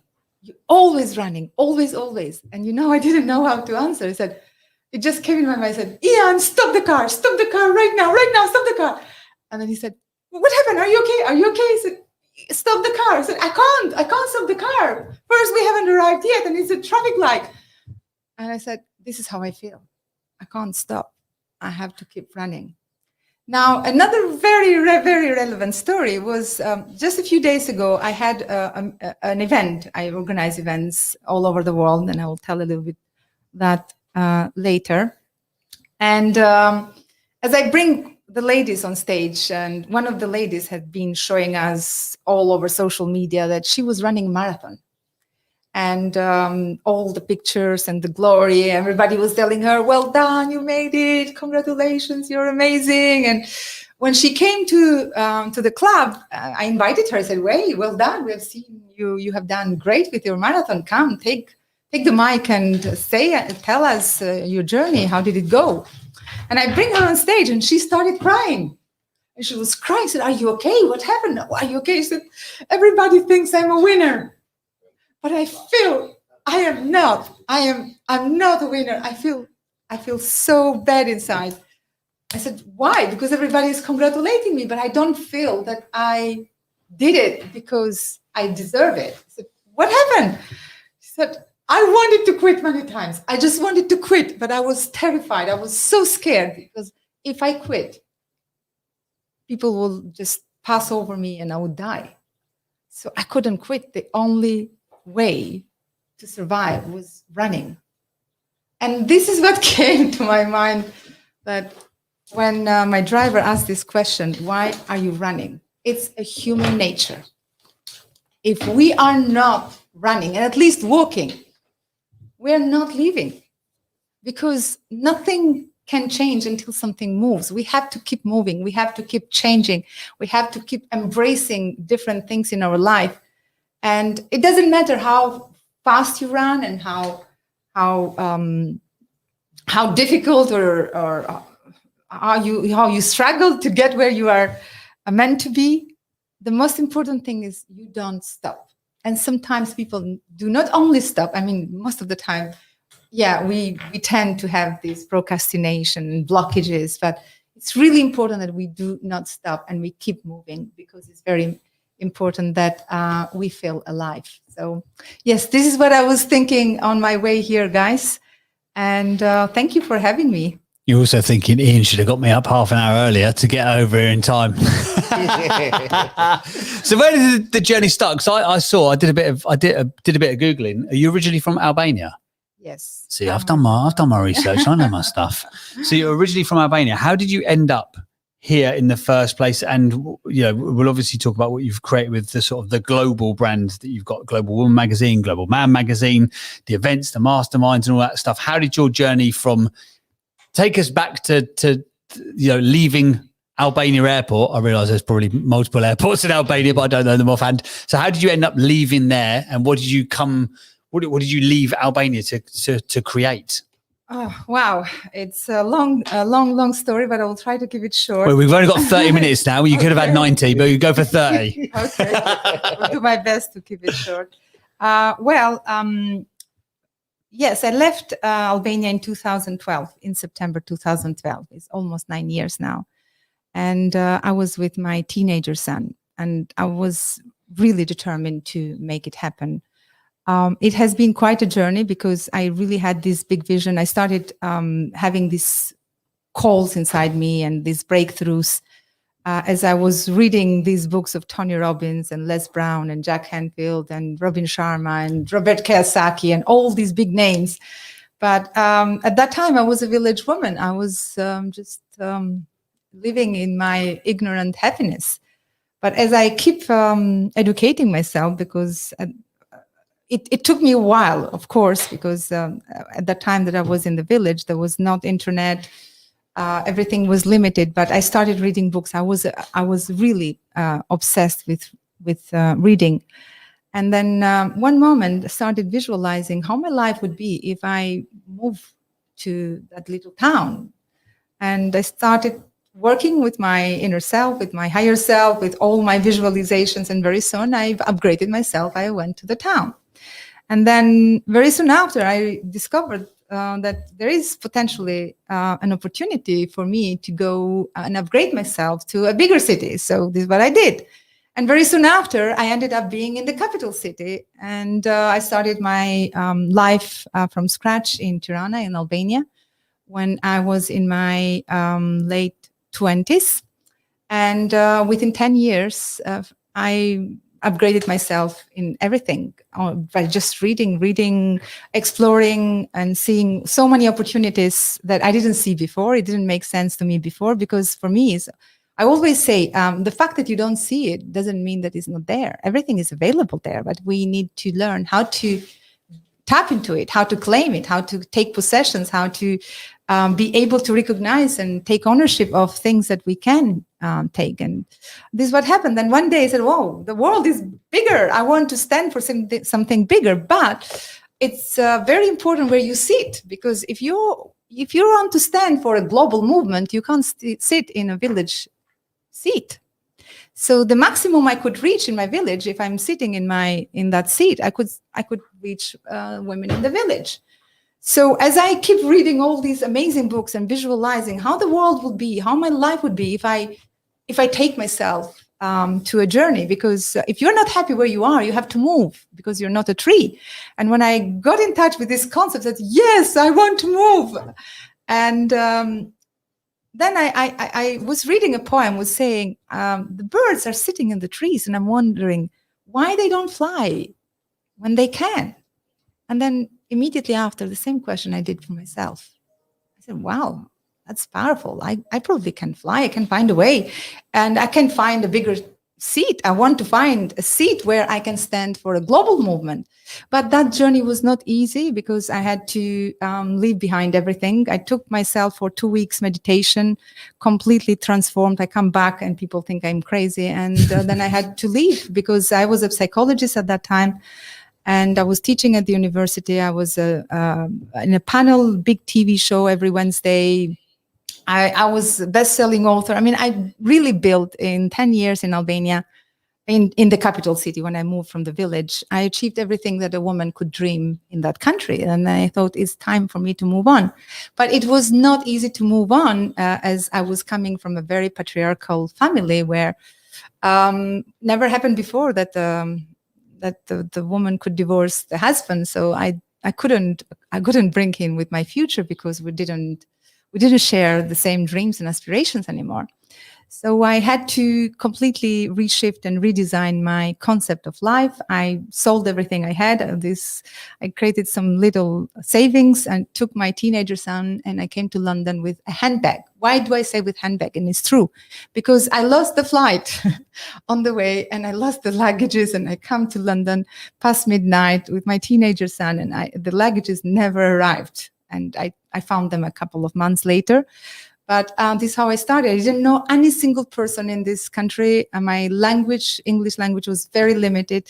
I had no clue where to start. I just had a big faith. I think at the beginning you were talking about stay in the lane. And this was something that really kept me going when I was facing a lot of challenges and a lot of struggles to find my place in this big world.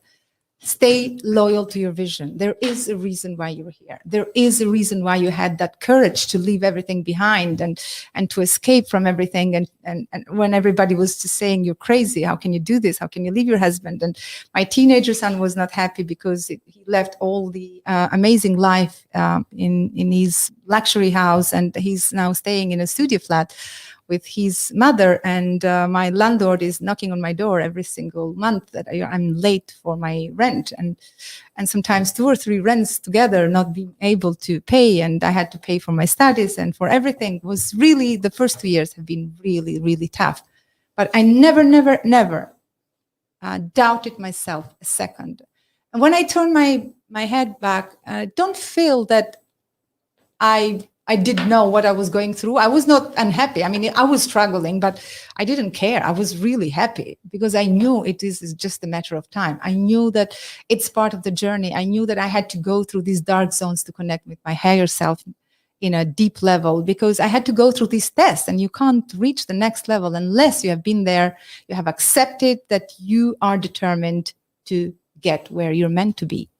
So to keep it short, very soon after, because I always had this dream to meet these guys that I was reading on their books and visualizing how one day probably I can attend their seminars. Very soon after, I share the stage with them. I dine with them. I fly 5-star hotel, top first class all the time, traveling. But coming from my perspective, where I was in a visa student, I was very limited. Albanians didn't have the rights to travel without a visa.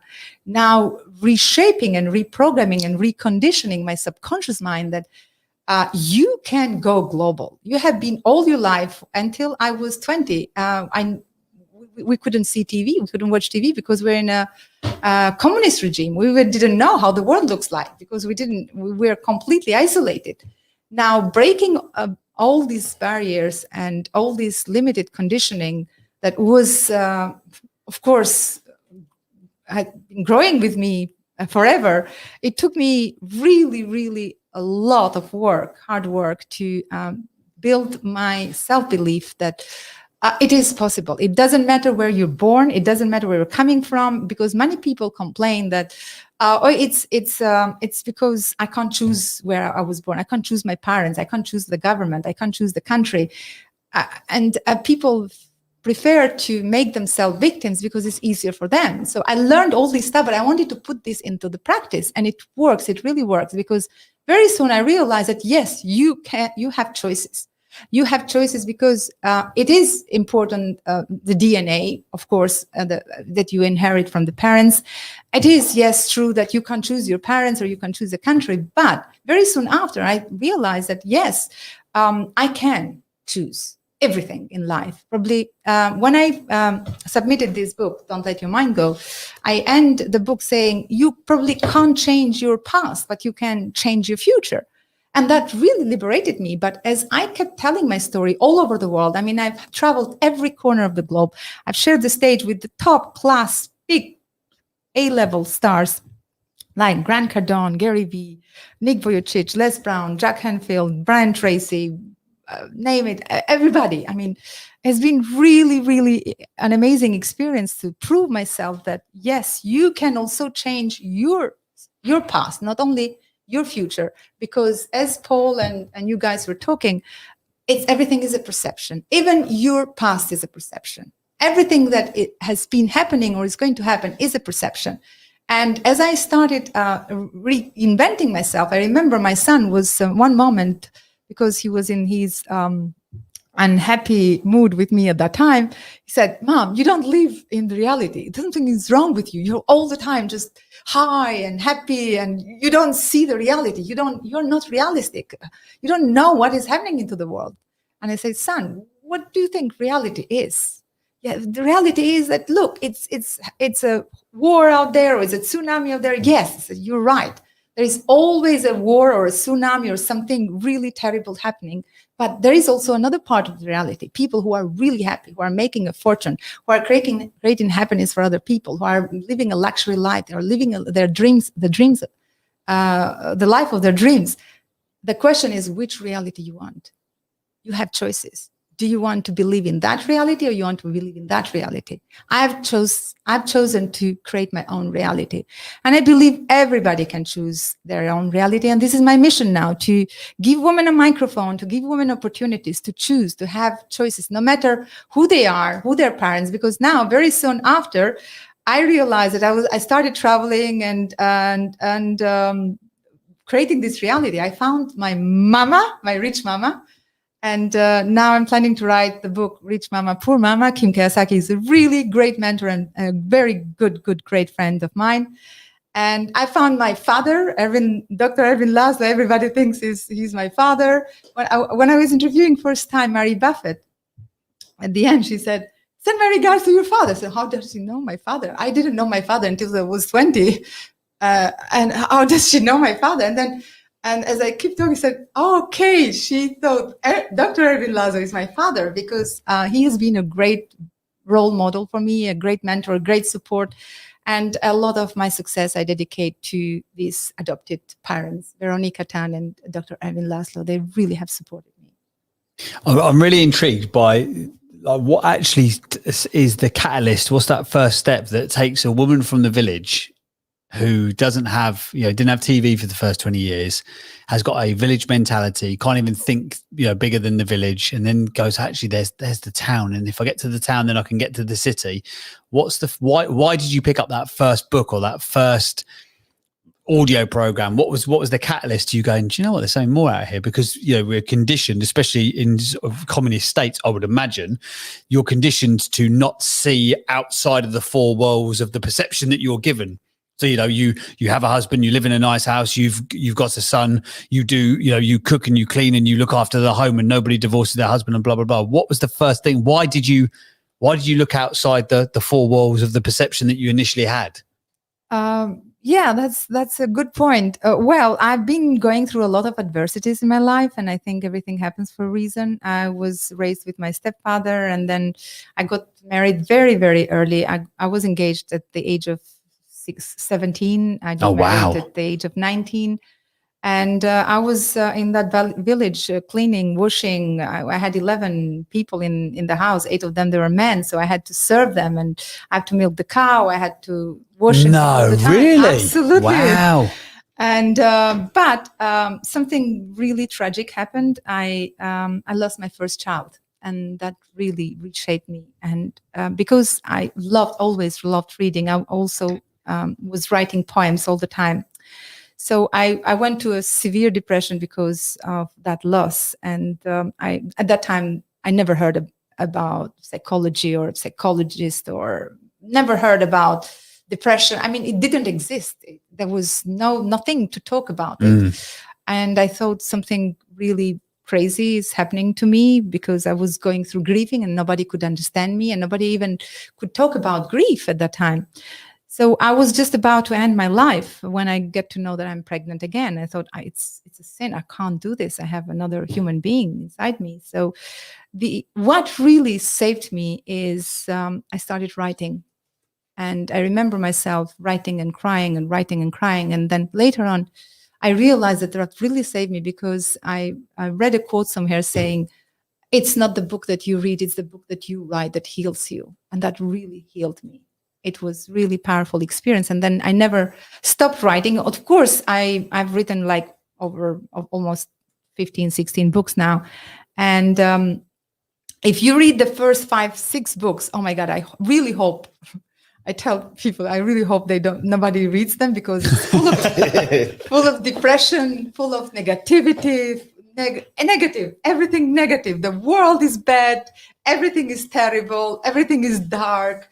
And that was my perception at that time. So very soon then I had to change. I had to help myself. I started reading other books, and one book led to another one, and one book led to another one. And I started picking up myself. And I believe, as I said, everything happens for a reason. And I was preparing myself for a journey, because now when I became a psychologist, because later on when I open up and I go to the capital city, the first thing is I'm looking for a job, and nobody. I mean, I was like overweight. I had just given birth to my son. I had a very village look, so nobody could give me a job. And I remember somebody saying, "Has she looked herself in the mirror?" I said, "Okay."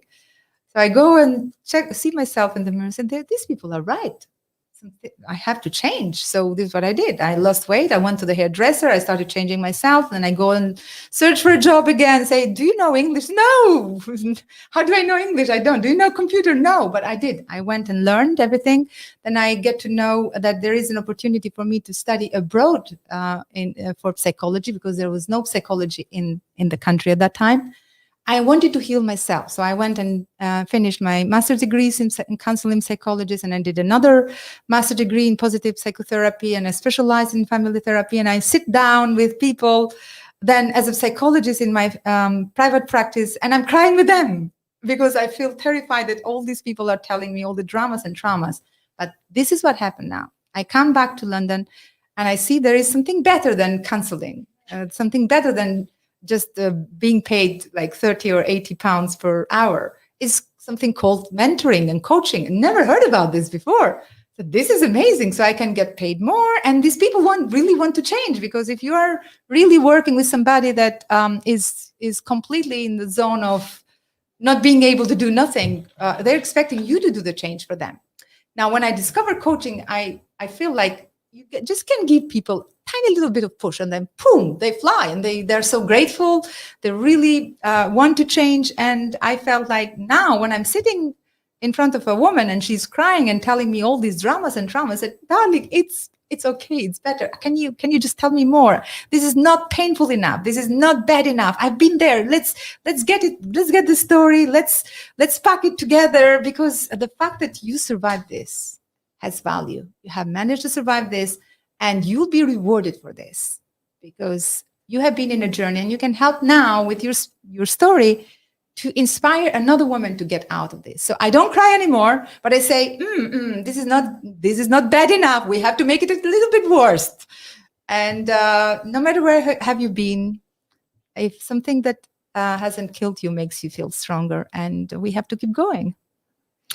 So you leave the village, you go to the town, then you're in the town, you're like, actually, there's the city. Then you get to the city, and you're like, hang on a second, there's no psychology in this country, and we're living in the communist bloc, and I need to get the hell out of here. So you land in London with not much to your name, with a slightly irritated son because you've dragged him away from a nice lifestyle as he perceived it at that point in Albania. You're like, no, I'm going to go for it. Everyone in your family thinks you're crackers.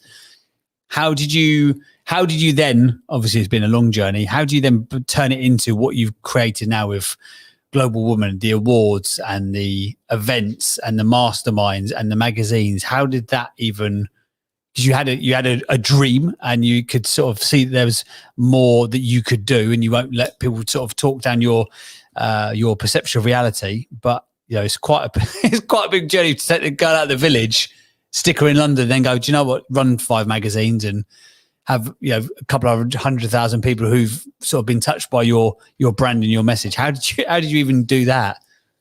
Oh yeah, you mentioned something that is a key word for us: dream. And yes, I had a dream, and the dream is more powerful than any other evidence. I didn't see any evidence at all, but the dream is the evidence of things not seen. So the fact that I was not able to see any evidence, that didn't put me down to think that you're not going to make it.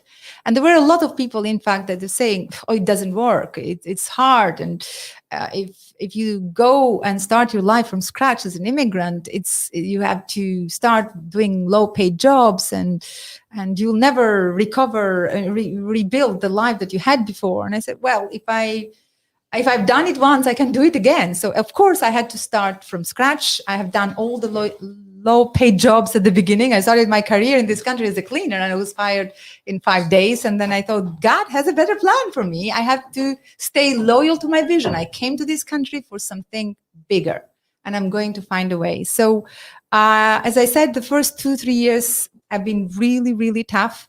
But as I kept going and I was consistent, I stayed loyal to my vision, and I moved out of my dark zone, starting one step at a time. At the beginning, I started with a magazine, and I started interviewing a lot of women around the world for the magazine. And the reason why I started with the magazine is because that was the passion that I always had. I was an editor-in-chief of Psychologist magazine in my home country, and I was graduated as a psychologist, but I had to wait here in this country until I qualify again. And I thought, how do I put my skills together that I provide something that is of value for my audience? First of all, you need, as you always say, you need to identify who is the audience you want to work with. And I decided definitely women, because I was studying for my PhD research on domestic violence. And I said, okay, what makes women be long in an abusive relationship? And also I was asking the other question, what makes women leave an abusive relationship? And the answer, there are two, and the same for both questions. They leave an abusive relationship when they have confidence and they make some savings and they're ready to go. And they stay long in their abusive relationship when they lack confidence and they are trapped into their financial dependency from their perpetrators. Then I thought, okay, this is the problem I'm going to solve. I know my audience are women, and I know what is their problem, and I think I can work on finding a solution to offer to these women. And not only women who have been abused, but women who do not want to feel trapped. Women who want to build their confidence and want to build their financial freedom, and they can feel that no matter what, no matter where they are, any circumstances they are, they can make it. And this is what I did. I started my movement with this mantra. If you want to empower a woman, give her a microphone. And I started the very first, after the magazine, I started the very first club in London in 2017. Within 12 months, I had 14 clubs around the world in 14 countries. And at the end of 2019, I had 27 countries around the world. Wow. And that's some growth from the girl from the village. She's done all right. Well, as I said, it hasn't been easy, and I don't think I've managed to do this because I'm the best or it's just determination. It's consistency and I really have been lucky to find amazing people on my journey, because alone you can't achieve anything. And it's absolutely crucial that you find the right team. You take responsibilities as a leader and also make sure that people who join your and embrace your vision, they believe on what you're saying, and you build that trust relationship with them. And of course, in this journey, there have been a lot of ups and downs and struggles and challenges, but it never happened that I could doubt myself that this is not going somewhere. Even when I had hardships, and of course, at the beginning of the business, you do. And when I registered the business, I even didn't know how it works.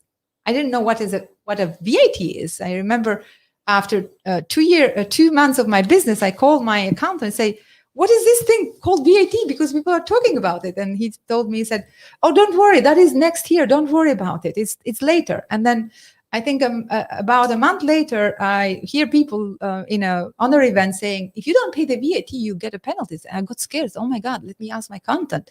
I called him again and said, "What happens if I don't pay the VAT? Because these people are saying I get a penalty." He said, no, that is okay. Don't worry. That happens when you reach £80,000. I said, "Can you please check my bank account?"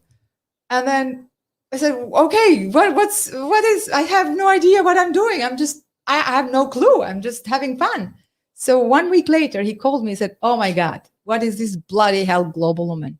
We have to meet. You have to tell me, what is this about? Because I think you're going to get a penalty." And it was only the first 3-4 months of my business.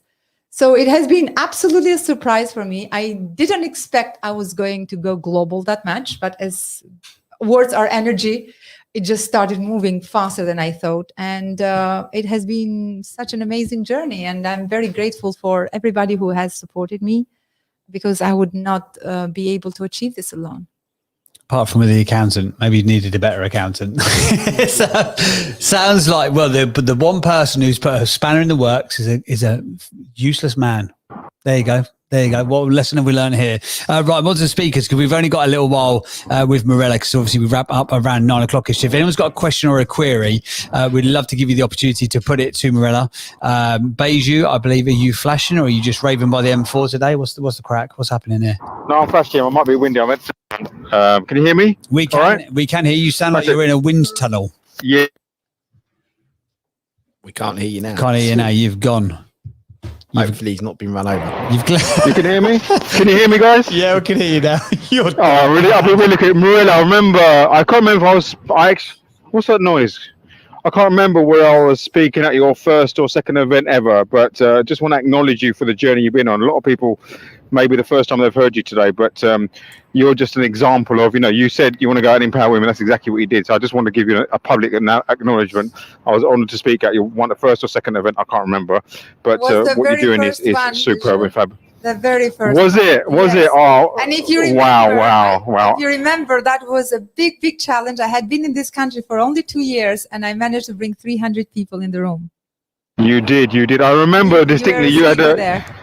I was a speaker. I remember you had Rita Ora's mum there as well. She spoke about her story, because I know you were close with her. So she was there, her story. So it was just fantastic. And and I look forward to. I'm very grateful that you have been in my journey from the very beginning. And yeah, I have to give credits to you and many others. I think Trevor Clark is in the room. He has supported me from the very beginning. Visual. We need to catch up. We will. I'll message you. We'll catch up very soon. Great. Congratulations. Thank you, James. I'll tell you what, that puts an even bigger spin on the successes that Mirella's had, doesn't it? To think that her first speaker was Beju and it still managed to keep afloat that company. I mean, how did she do it? How did she do it? Oh, respect's gone through the roof. Sorry, Beju. I couldn't no, it's all good. It's all good. All uphill. It's only uphill from there. Oh, and remember, Rita Ora's mum was there as well. So tell her that's maybe for another time. Yes, you're correct. Awesome stuff. Right, Lucien's flashing away like a mad thing, no doubt. Go on, Lucien. What's your question? Indeed. Thanks, Mirella. What a brilliant human being you are. Absolutely phenomenal story. Thank you for sharing it. I have a question around the importance of male allies. So we had Iffy talking here this morning about some of the steps that she needed to take to fit in as a young Black woman, and some people we will never understand what it's like to be the other. How important is it to have people on board, and how how do you get male allies blowing the trumpet for female empowerment? Because Lucien's looking for a few because she hasn't got any in ours so far. She's got annoying little brothers. Can you just work on James, Paul and Ashley? A little? Don't expect miracles. Go on, male allies. Thank you, Lucy, for making that question. It's absolutely an important question, and I'm not surprised that it's coming from a woman like you. Yes, one thing that I have realized, when women start standing in their power, people get confused. They say, "Oh, she's in the male energy." And that really is not true. And I had to contest that many times, because you know why that happens is because for years and centuries, decades and centuries, the power is always associated with men. And now, because our generation is shifting and is changing things for better, not only for women, for men as well, they should be happy that we are getting empowered. And I will explain a little if I have time. But when a woman stands in her power, doesn't mean that she is behaving as a man. But that means that she is getting empowered, and the power should be associated with women as well as. Now, for me, it has been very important that when I started this movement, I didn't want to be seen as a feminist movement. That's why all the time I've been emphasizing the idea of men are very welcome. And I have a lot of men who are big supporters of Global Women. I have great friendships, really the best friendships I have with men, because they see that when they come to the Global Women environment, it's not an environment that we are against men or trying to just blame them. Or I remember one of the men, he came when I organized the Global Women Summit in New York. One of the men, he was a speaker. I think it was Victor. He came and he sat in the knees and he said, "I apologize for all the problems and struggles and mistakes and everything that men have been in the past. I apologize on the name of all men," because he felt very intimidated being in such a powerful room of women who was very welcoming, very loving. When men come to our event, they really feel into a different level, because our community is so open-minded. We create really open conversations, and we don't see any difference, to be honest, between men and women. I would not like to focus on the complaint. I never focus on blaming, "Oh, men have done this or have done that." No, instead of focusing on why we don't have gender equality, we focus on what can we do. I don't prefer on putting the finger and blaming anybody, no matter what they have done. We don't want to waste our energy on anything. What we focus on us, how can we take responsibility and take ownership of our power and do the best we can in the world? Awesome stuff. Does that answer your question, Lucien? Yeah, it's a difficult one, because you mentioned the word feminism, and feminism by definition is just equality, and it has this bitter taste for so many people because it's been used as a word which means against men, and yes, that is not what it means. Feminism is just everybody here in this room, I hope, is a feminist because they believe in equality. And I think it's changing the language a little bit as well. Mirella, I think it's awesome what you're doing. It's absolutely amazing. And you're right. We need to be hopeful and we need to be working together. So I think you're absolutely right. Working together is the only way we'll make change. Brilliant stuff. But you know, darling, if it is to blame, it's us more than men. Because we have to take responsibilities. Nobody is going to give that equality to us. We have to fight for it. We have to stand for it. We have to do whatever it takes to improve ourselves, to change ourselves. We can't change anything outside us. I remember Mother Teresa comes from Albania as well. And when she was invited to a protest against war, she said, "No, I don't want to come to any protest against war. But if you invite me to a protest on peace, I will definitely come to that one." So instead of being against things, let's stand for positive, for good things. If I'm brutally honest, because I've been interviewing a lot of women who have been abused. I worked for 2 years as a trainer, running workshops with women who have been abused. I have seen the most horrible situations between mothers and daughters, more than that really devastated me and made me really, really sad, more than seeing women being abused by a man. It makes me feel sad when daughters are really not supported by their mothers, or there were some women saying that their mothers were really jealous of them finding their freedom and finding the way of out of the abusive relationship, or mothers telling their daughters, go back and close your mouth and that's your place. So that means that we come from a culture that we as women have been kind of feeding generations and generations to tell our daughters, that's your place. This is what my mother told me. I washed the hands of my stepfather for years. And I was educated in a way that I should shut up my mouth, I should know my place, and I should not do anything to annoy my husband. So this is the education I got from my mother. So it's not my ex-husband's fault if he treated me that way, because this is what his mother told him, right? So now it's our time as women to start educating our boys and our girls in a different way and shifting the mindset for a better world.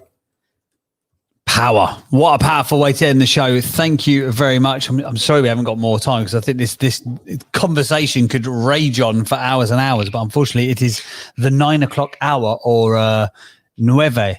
Is that 9 in Spanish? No, probably You're not. looking at me like I know the answer to that. Yeah. Phew. Thank you, teacher. He was generally looking at me like I knew the answer. Well, Paul has the answers. Paul's got the answers to everything. He's got a robot that can translate languages for him. He does not mind. Anyway, thank you very much for being here. Mirella, thank you for coming in this morning. We appreciate you being here. Being late. That's all right. Next time you have to stay over at the Best Western in Ilford. Please talk don't. about Please challenges. don't. Talk about challenges. Right, but we will be back this They rent afternoon. rooms by the hour there. Do you know that? Do they really? Yeah. Oh God. God, shocking! Oh dear God, yeah. Right, so we are back. Thank you as always for being in all of the weekday rooms here as part of Breakfast with Winners. Really appreciate it. We've got another room this afternoon. We've got some really good rooms, haven't we? And we've got Lucien's as well. So 4 o'clock today. Come on now. Hey, here all week. No, milk it forever. Ain't gonna happen. 4 o'clock, and I said this to Lucien. Actually, did a coaching session with my wife. She's like a different woman. I'm scared to go into my house, quite frankly, at the moment. She's so empowered.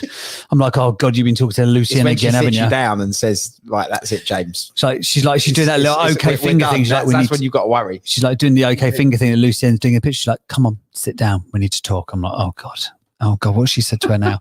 So yeah, Lucien, I genuinely think Lucien is one of the best coaches in this country. And at 4 o'clock on a Friday, I know you boys look at me like I'm just fanboying over Lucien, but she is. She's like, I know how good coaches are. We all got coached by Lucien. We get schooled by Lucien. We don't get coached, we get schooled by Lucien.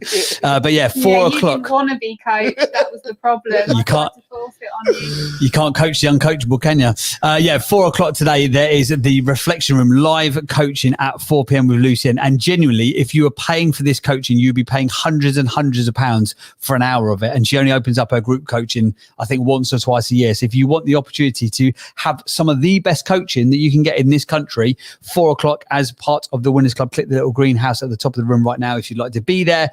It is at 4 o'clock. What are you covering today on the show, Lucien? Alternatively, before they do that, if you hit Lucien's face, punch Lucien in the face.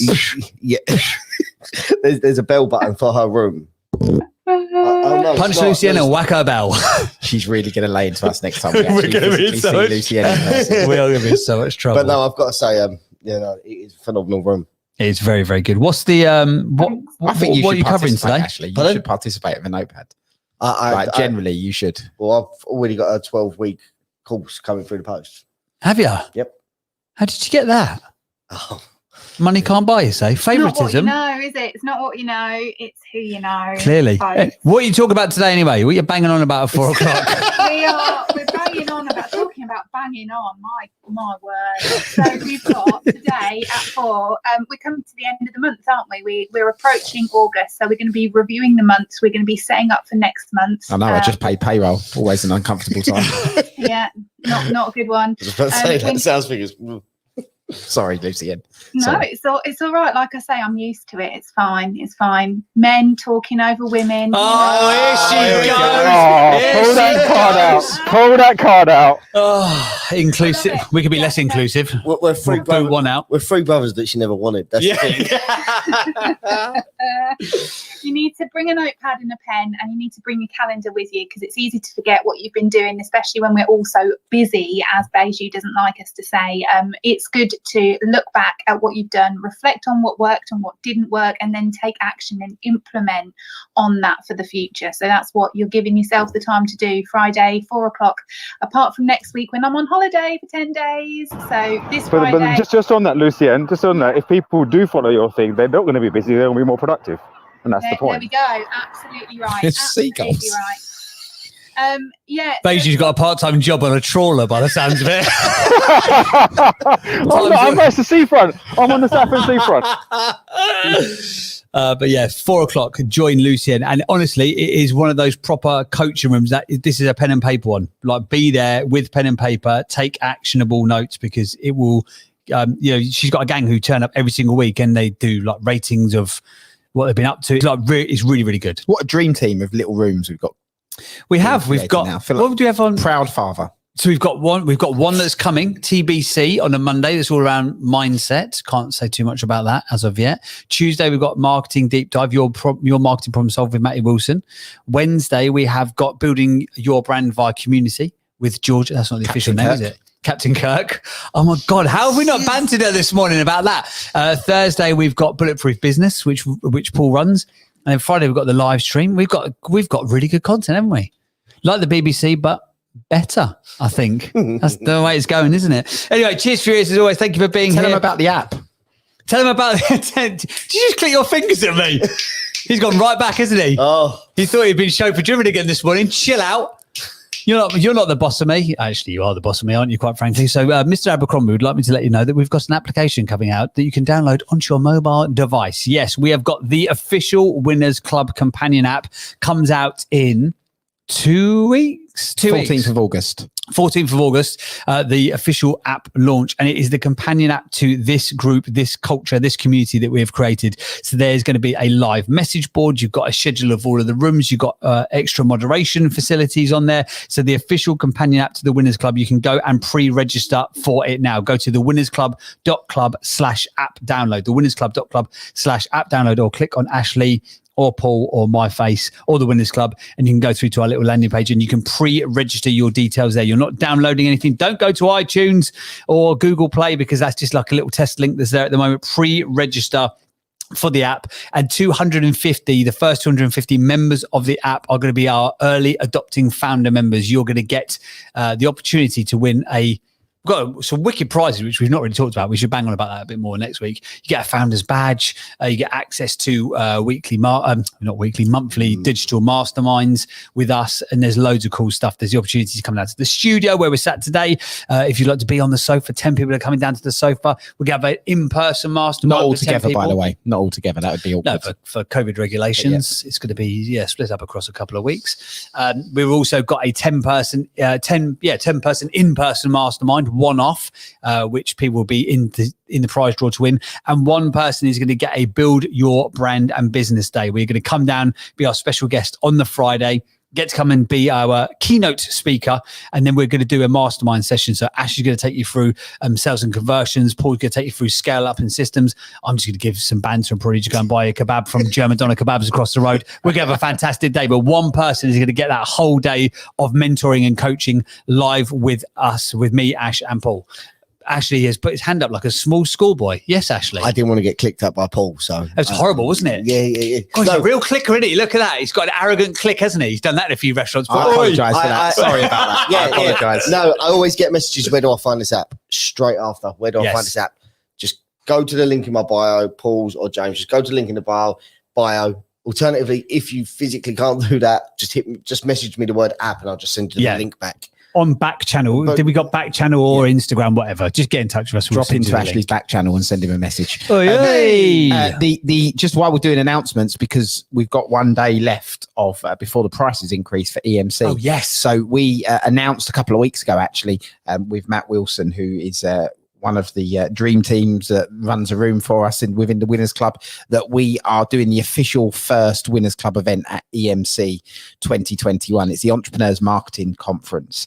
And as part of that, there's going to be a Winners Club lounge. We're going to be doing breakfast for winners, breakfast with winners live from the Winners Club lounge with a live studio audience. And actually, me and James having a conversation yesterday about how we can make that work. We're going to bring microphones in so we can pass around the audience and all sorts of stuff. Yes, so very cool. So we're going to try and make that as interactive as we can, and that's going to be every day live from the conference as well. Yeah, so, Friday, Saturday, and Sunday. And if you buy the tickets through EMC before the end of this month, the prices are stay as they are. There's a big price increase as of 1 day's time to 1.5 days time. So you need to get your tickets. You can get that by going to again, clicking on my bio. I'm Paul in the middle, or Ashley's bio, going through to our little page, and there'll be a button that says EMC. If you click on that, it goes to the link. Or you can go to emc2021.com/TWC for the Winners Club. emc2021.com/TWC. I know we've just chucked a load of information. So if you want info on the app, just DM one of us. Any of this stuff, just send one of us a message. Yeah, we'll send you the direct Just send us a message, EMC or app or whatever you want, and we can send you the direct links. But I would highly recommend, if you can, it's not a lot of money for a ticket to EMC, and it's a very, very worthwhile event. Yeah. If you imagine the type of content we give you here in the Winners Club on steroids, that's what you're going to get. And we're actually all talking. Yeah, we're all talking, and there's no selling from stage. I'm talking twice. I don't know if I've mentioned that, guys. I'm kind of a big deal. Oh, Stephen Bartlett, who's the main keynote speaker at EMC, he did an event on, I don't know if you saw this, not yesterday, the day before. He did a live podcast recording at the Albert Hall in Manchester, sold 1,000 tickets in 10 minutes.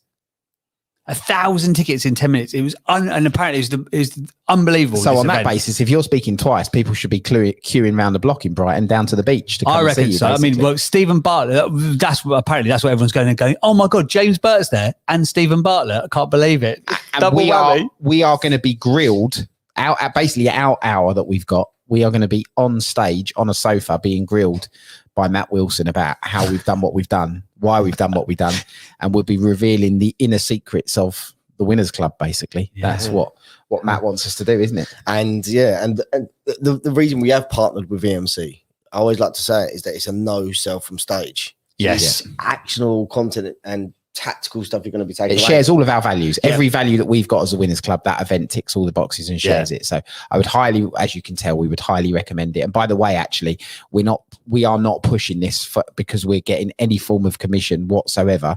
We are speaking for free. Yeah. We're going to do the studio for free, actually, probably at our cost. Just realised. Actually, hang on a second. What the hell are we doing? Tell us that bit. Any commission that we was probably due to get, it's been put into a discount. It's been put into a discount where you get 20% discount on your tickets if you use the code Winners, just Winners Club. At checkout, and if you go to that link and it doesn't give you the discount code, just message one of us and we'll make sure that it gets sorted out before. So we would love to see you all there. We would love to meet you. There's loads of the mods there that are coming to win. I've seen some of the loads of people in the room that are coming, and that's what I like. And remember, anyone who goes through the Winners Club and purchases through the Winners Club will have access to the Winners Club lounge. So I'm really looking forward to that. Yeah, so I think it's gonna be great fun, isn't it? I'm just worrying about how we're gonna decamp this studio and set a new one. Don't worry about it. We'll work it out. Buttons have to be pressed. Yeah. How Larry could we make our lounge? That's a conversation, isn't it? Oh, proper Larry. Proper What Larry. can we do? Lava lamps. Who doesn't like a lava lamp? Strobe lights, lava lamps. Circus acts. Yes, I like it. Glow sticks. Magicians. We've got magician. Dave, we could do magician, can't we? David's coming, yeah. Anyway, thanks, guys. Brilliant to spend time with you. See you tomorrow. Or at 4 o'clock.